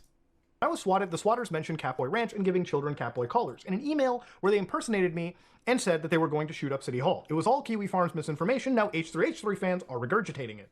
The problem with this argument is that ultimately the documentation... Let me in, ChrisTheNarc, I need to say something. Okay, Smaggle, I will let you in temporarily. I will let you in temporarily. Do not let Smaggle in. Why is everyone telling me not to let Smaggle in? What you want? Hey, look, so I just want to say the video is good. I know you haven't finished it yet. Mm-hmm. Just some it kind of irks me because he said he's been working on this video for a while, and I don't want to, because it is a good video and there's some damning shit at the end that you're gonna be seeing, but there's also some editing issues that just, I don't know, like he forgot to cut out some parts and it just kind of ruins the flow, I guess. Oh, is that literally what you came to tell me? Is that it ruins the flow? Oh, also, you should have played what I sent you on Twitter. I'm gonna get out of the call. Get out of the call. I fucking hate you, Smaggle. Bitch. I fucking hate Smaggle so goddamn much. Check the GC. Okay. What is this? Clara's actually made 1 billion microscopic Keffals made of spider. Turkey Tom is a retard. Okay, that's just typical Keffals being mad at Turkey Tom. Speaks for itself. Nothing on Kiwi Farms should actually be taken at face value, which is why they find it so important to archive everything. That ensures that the original... Did you tweet about that? I know someone tweeted the subjective L from Tom. Who would have guessed? Source exists and allows you to verify the information for yourself. With how much misinformation and perhaps disinformation has been spreading about what Catboy Ranch really is, it's about time we look at the facts and try to understand what it actually was. When I first mentioned the subject on Twitter, she posted a link to the supposed Discord in question. Which is very interesting. Because first, from what I understand and what I was told, it was a Patreon-only Discord. That Patreon-only Discord, you needed to pay money to Keffals to access, which makes it more difficult for minors to get in. Now, I was told recently that hasn't been the case for months. That it's actually been open to the public and you can actually access it. Which means that minors have, potential minors, I'm not saying minors, potential minors have had access to this Discord. Now Keffals tweets out the link publicly. By the way, the server is still up. That is not the original Catboy Ranch. You still have to pay for it? Then why did she link it in there? Because I was told that it became open recently. I know it's the new Catboy Ranch. It's not the old one. But this is the old Catboy Ranch. That's what I'm talking about. I'm talking about this specific Discord that she has that is now called Catboy Ranch. Tipster shared with us a few days ago that he's not interested in covering drama anymore and deleted all of his old drama videos. He wants to move on from that and different stuff now. Makes sense. I don't blame him, to be honest. Oh, that's a straight cope lie. It was public around summer last year. Now it's paywalled. Okay, so it was open at one point and then it became paywalled later. Got it. So I was right about that. Server. In fact, it was created in... But then she tweets out the link, making it look public. Response long after in June of 2023. The story of the actual Catboy Ranch server starts with a Twitter account she owned by the same name. It was created in 2020. The plan? To create a Twitter meme page directed at femboys so I can herd them all. Go back. And try to understand what it actually was. When I first mentioned the subject on Twitter, she posted a link to the supposed Discord in question. By the way, the server is still up. That is not the original... Yeah, I know that's not the original server. Original Catboy Ranch. Yes, you read that correctly. The infamous Discord that Keffals always tried to wave away their involvement after after some fishy things started to leak out of it is returning. This time, it's a Discord solely for people who pay Keffals money. It's going to be cozier, and Keffals is actually going to be active in there for some reason. In fact, it was created in response long after in June of 2023. I remember that. The story of the actual Catboy Ranch server starts with a Twitter account she owned by the same name. It was created in 2020. The plan? To create a Twitter meme page directed at femboys so I can herd them all into my ranch. It was somewhat gimmicky with close ties to Vosh's community. Most of the posts were submissions made by either Clara, her friends, or people in her DMs. And the page was overtly sexual, and she did public calls for submissions and invitations. Like this tweet if you want to be added to the Catboy Ranch group chat. It was by any metric an adult space, with pornographic art posted on the account and used as the Discord banner. I forgot about that part. There were minors in there. There was porn as the banner for the Discord. Great start. Great start to not grooming minors, guys. There are endless, and I mean endless, tweets that are very explicit in nature. For example, my biggest regret about getting bottom surgery is that I never had the chance to in a Catboy. I'm coming out. That is the weirdest shit ever. Out of someone who likes to get their prostate slammed and or slamming someone else's prostate. I really wish I was for Catboy until he starts crying right about now. The account reached 8,000 followers by early 2021. It was around this time her page got marked as being adults only. A recurring theme throughout her post was the idea of ownership, which is when things get really strange as we approach the Discord server. The Catboy Ranch Discord was created in December of 2020. Within 3 weeks, the server amassed over 650 members, partially because she promoted it under her viral tweets. While archives of the chat exist, what is public has raised a lot of eyebrows. At one point, Clara shared photos of 2 callers given to members of the Discord, clearly engaging in some form of roleplay. These individuals are adults, and I'm not alleging otherwise. My point is that it's clearly a space for adults, and minors should have been kept away as far as possible. Keffals has reiterated that the server has... Yeah, I heard the same thing, Spondyle, that Confusing was groomed on Catboy Ranch. Dude, the callers are so weird. Should have been kept away as far as possible. Keffals has reiterated that the server has explicitly engaging in... At one point, Clara shared photos of 2 callers... This is so weird. At Alimara, type Catgirl, property of Catboy Ranch. Femboy Finance, property of Catboy Ranch. This is just fucking disgusting. To members of the Discord, clearly engaging in some form of roleplay. These individuals are adults, and I'm not alleging otherwise. My point is that it's clearly a space for adults, and minors should have been kept away as far as possible. Keffals has reiterated that the server has explicitly 18+ and required photo ID to join. However, she also stated that photo ID was only required for the not safe for work sections. These are 2 very contradicting statements. And ignoring the fact that she shouldn't have been interacting with minors on Twitter either, Win, also known as @FemGirlVR, was followed by Clara on both of her accounts. On September 28, 2021, Clara replied to Win calling her very cute. A month later, Win tweeted at Clara complaining she couldn't post nudes because she was 15. Then in November, Catboy Ranch replied to Win acknowledging her age. You are...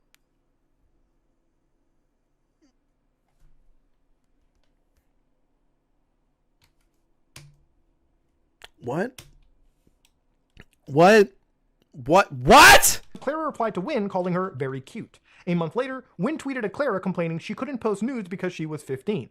Then in November, Catboy Ranch replied to Win acknowledging her age. You are 15 and your skull hasn't even... Okay. You are 15, your skull hasn't even fully developed. Win later proclaimed herself a proud member of the cult of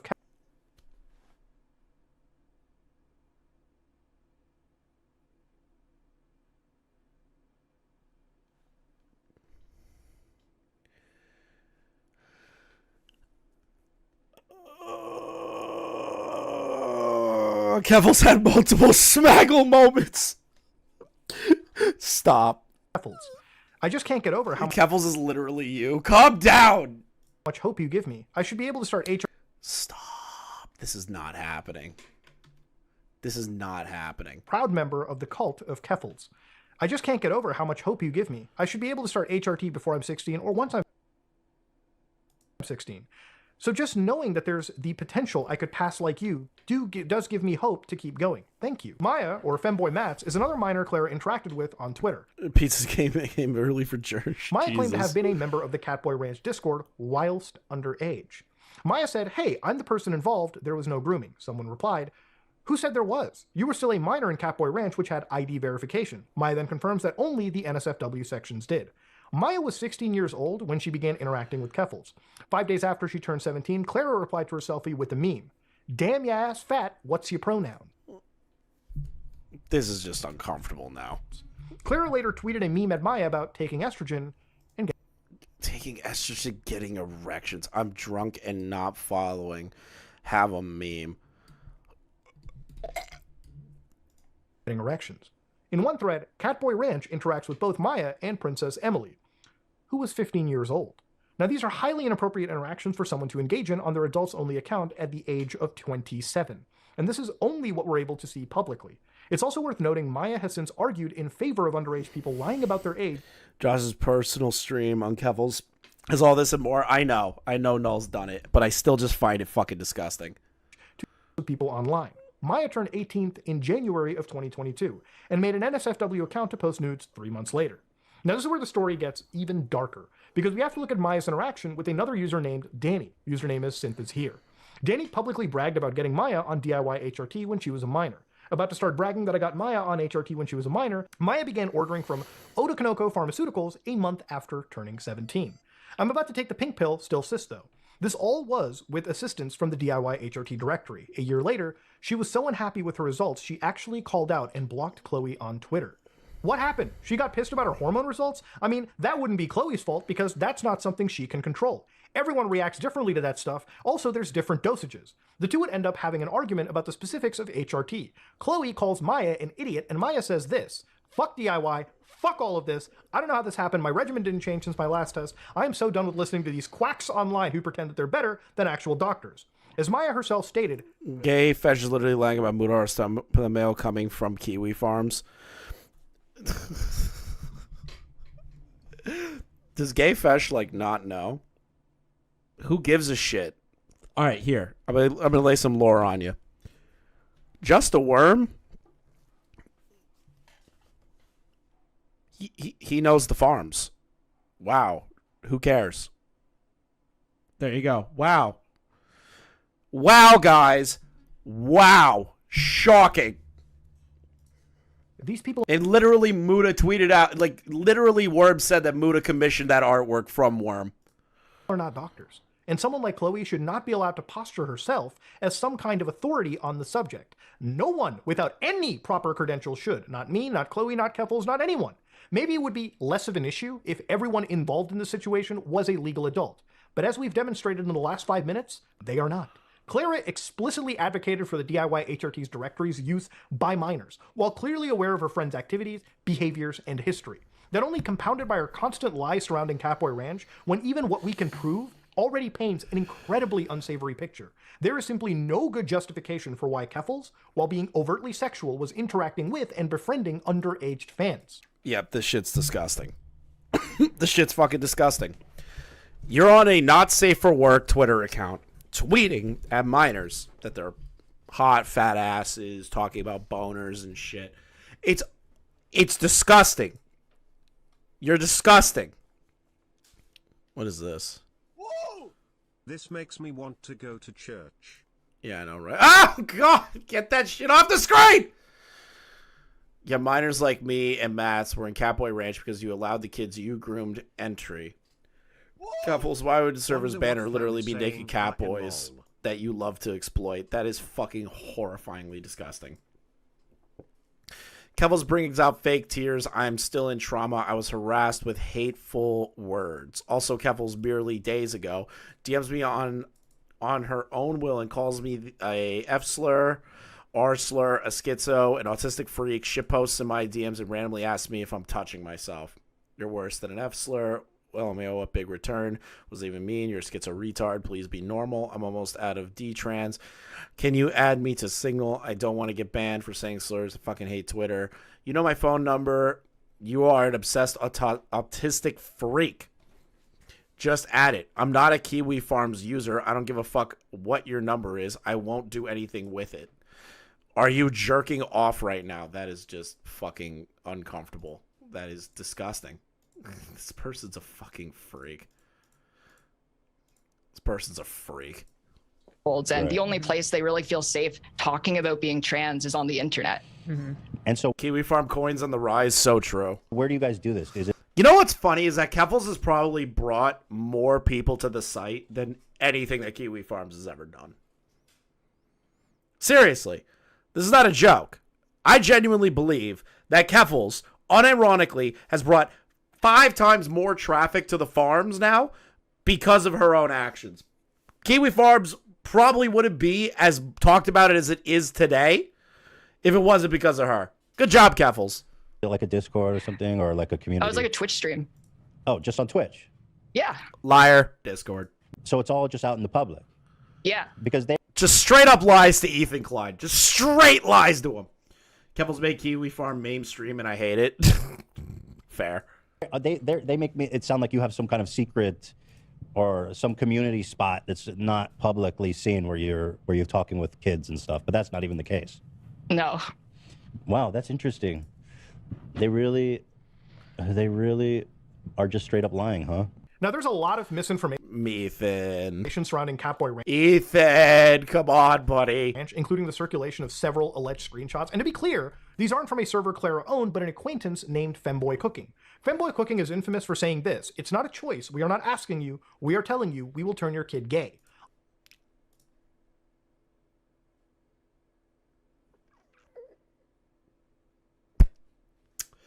One thing the straights and Baltic nationalists in my mentions today don't understand is that support and acceptance of the LGBTQ plus is not conditional, earned, or asked for. It's not a choice. We are not asking you. We are telling you we will turn your kid gay. There's no other word to describe it other than like grooming. I'm just gonna say grooming. There's no other fucking way for me to describe it. On June 23rd, 2021, a Twitter thread was made exposing Femboy Cooking's Discord Pidgey with the 10! Thank you. I'll let it play out. server. A user named Sorrel called it an outright den of grooming. The server had roles to identify both adults and minors, and in spite of this, he caught an adult openly flirting with a 13-year-old and calling them a cute little bottom catboy. When confronted, admins defended the server's practice The exact same tweet of you, but we already know what you're going to do in your off time. Okay. Of allowing underage users. Why would we bar minors from the server on the off chance that they'll be groomed? How, if they've been taking... How, if they have been talking about having with men, you can show me where, but your sexuality is a part of you. There's nothing wrong with it. You're kind of the one introducing the adult-oriented element. It's kind of weird. Keffals admits that she was in this server and called the screenshots disgusting. I have absolutely nothing to do with that Discord, and I think that is disgusting. I'll warn people about the Discord. Someone replied, by that you mean you'll leave the Discord. And she said, already did. I wasn't aware or active about any of this until now. I don't believe that for a fucking instance. You were literally talking to these people. You were literally talking to them. Bruh, I was joking. I didn't know you were a part of it. That changed after the person who made the call out got suspended. Clara celebrated the thread's deletion, even though she admitted it had evidence of an adult flirting with a minor. Those are her own words. A just wrote an entire thread seething about me from behind a block and tried to get his followers to dogpile my tweet, and then got suspended. People combed through Femboy's Cooking Discord and discovered an adult flirting with a minor, and decided What the hell is happening? Okay. decided that I am somehow guilty of this. Once again, suspended. This is stunning admission that she helped cover up an adult flirting with a 13-year-old for her own convenience. That's crazy. And there's also no proof that the person who made that thread is a P-word. Early into Drop Kiwi Farm, she loves to call people When pedophiles. People say that you should make sure your cat is properly groomed. I don't think this is what they meant. Shane Dawson walked with his cat, so Keffals could run with her ranch. Jesus Christ. Hey brother, you got a little dirt on your face again. Oh, fuck you. Little bit of homebrew HRT should clear that right up.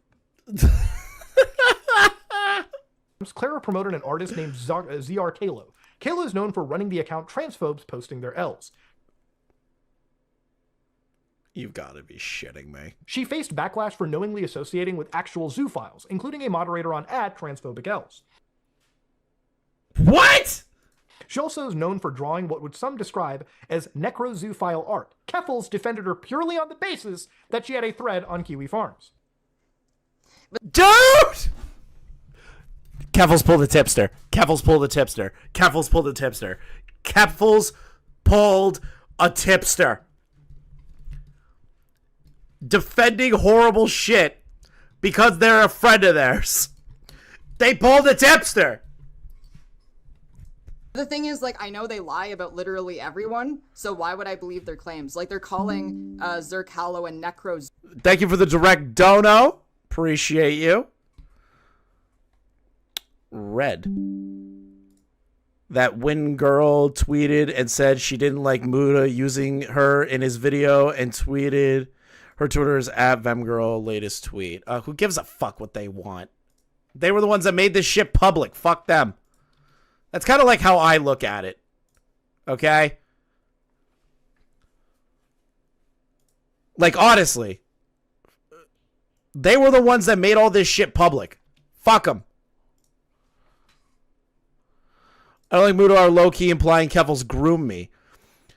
Don't like a good few things about that video, but him mentioning me just implied Keffals groomed me makes me want to rip off my skin. Yeah, maybe a grown adult that's in their 20s shouldn't be talking to a 16 to 17-year-old. Thank you for the direct dono for the 5. Appreciate it. Thank you for pointing that out. File, and it's like, they call everyone everything. Nothing they say is truthful. Come on. I have no reason to believe that.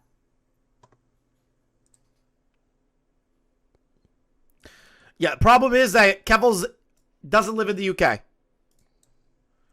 She deleted the tweet. What? I don't want to show you guys her Twitter account because I don't want to fucking cause a stink. No, it's still there. You do furry gore? Look, I personally think that that's kind of weird. Personally, I think that's kind of weird. She literally pulled a tipster. Oh my god. The scum of the earth might call me a groomer for it, but if a minor approaches me and asks me how to transition, I'll point them the resources to help them do it. I'm gonna transgender your children. Try to stop me, bitch. Jesus. However, I don't think you did anything wrong. I don't think you did anything wrong. You just enjoyed gore zoophile pornography. Are you kidding? You pulled a tipster. I can just choose not to look at the part of the internet where people post things like that.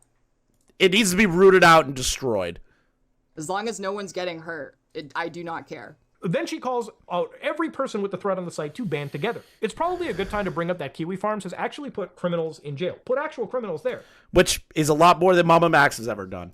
Most recently, putting a prolific animal abuser behind bars. I'm not saying every user or thread is virtuous. Even if you hate the site, you gotta admit, some people deserve to have their actions exposed. Keffals' campaign eventually took her to Chris Chan, who she brought on for an interview right after Chris got out of jail for allegedly having relations. Bro, I'm gonna be real. Does anyone remember the Chris Chan Keffals interview? Does anyone remember?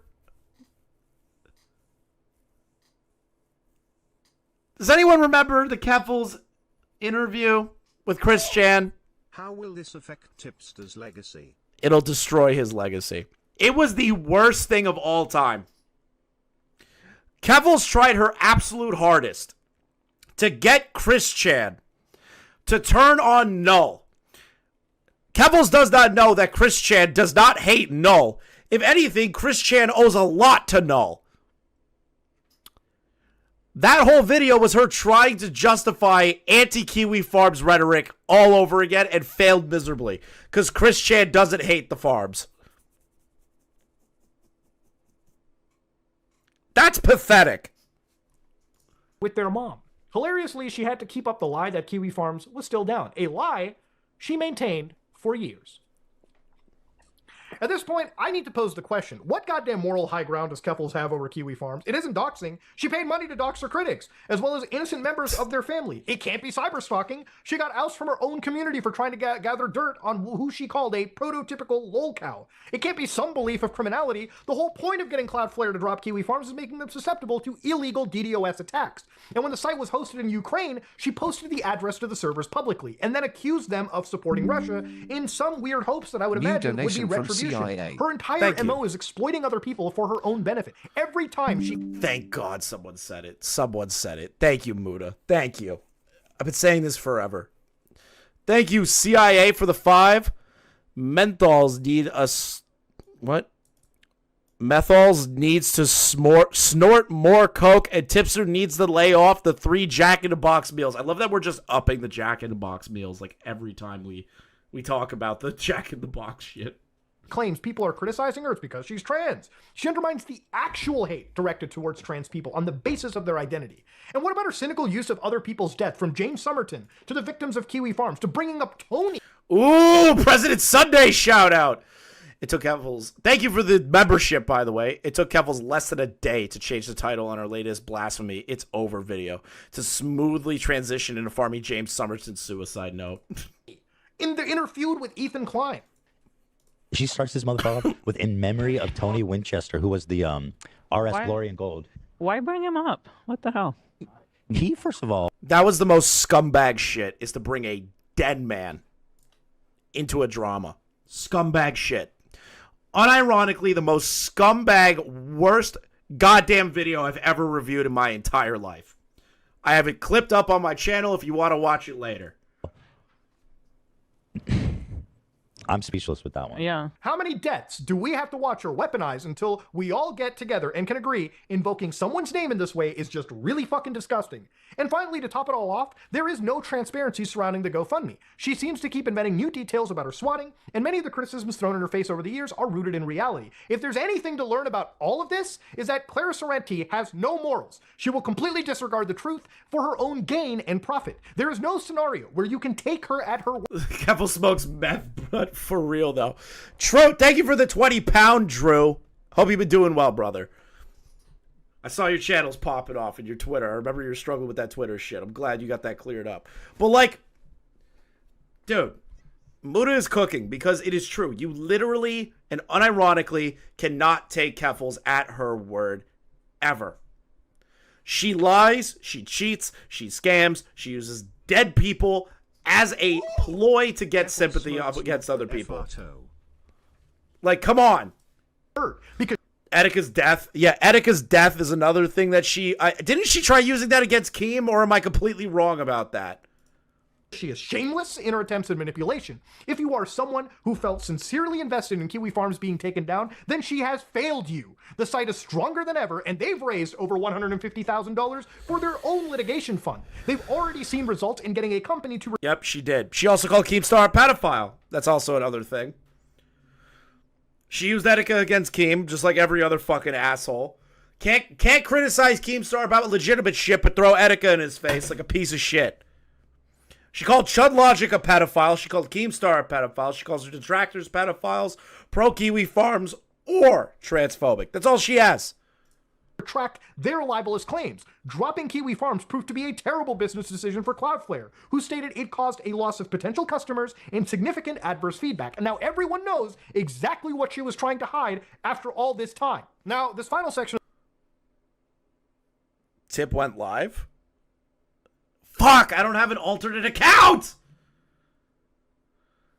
I don't have an alt account. Fuck! What's this? I'm so sorry for being transphobic. I have decided to take accountability and update my thumbnail. Okay, you know what? Base Jalen.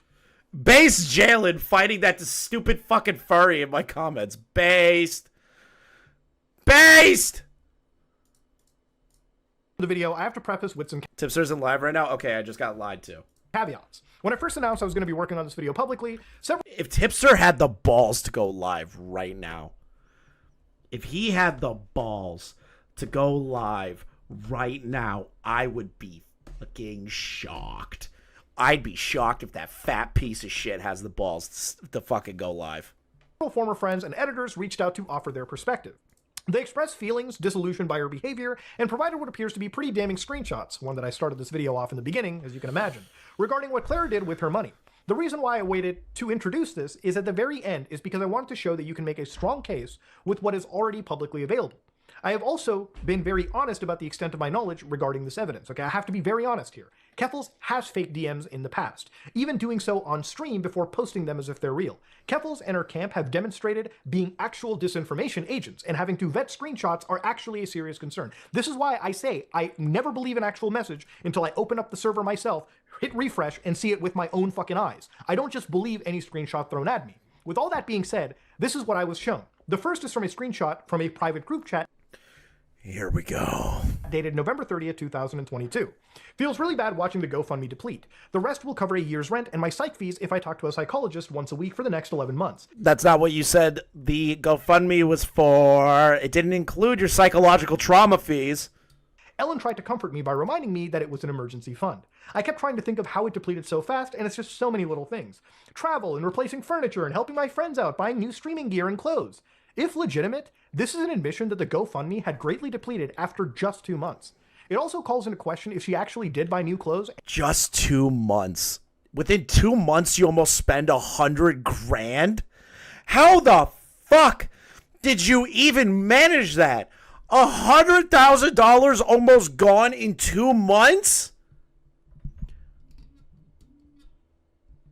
Travel to Europe.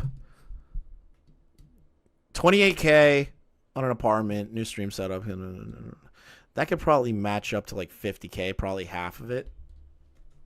But still, she also traveled the country and helped her friends out, so she spent money on unnecessary shit. So, like, what the fuck? And equipments for her friends. That isn't even remotely covered by any of her stated goals. Claire seems to understand this, going on to state, if anyone ever finds out about how I spent the GoFundMe, I am definitely getting canceled. And these messages were deleted, like, what, 7 minutes later? Oh! She tried to cover her tracks!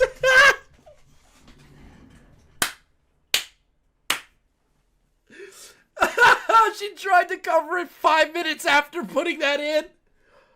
Oh, no! I know who provided all this stuff, and you're a hero. If you recall, in September of 2022, Clara mentioned hiring both a private investigator and a cybersecurity firm. This conversation, dated November 12, 2023, appears to shed further insight as to why. The source first sent a tweet from YouTuber Bat Empanada, who had criticized Keffals in the past. Clara responded by sharing his full name, date of birth, and home address. I did not know that part.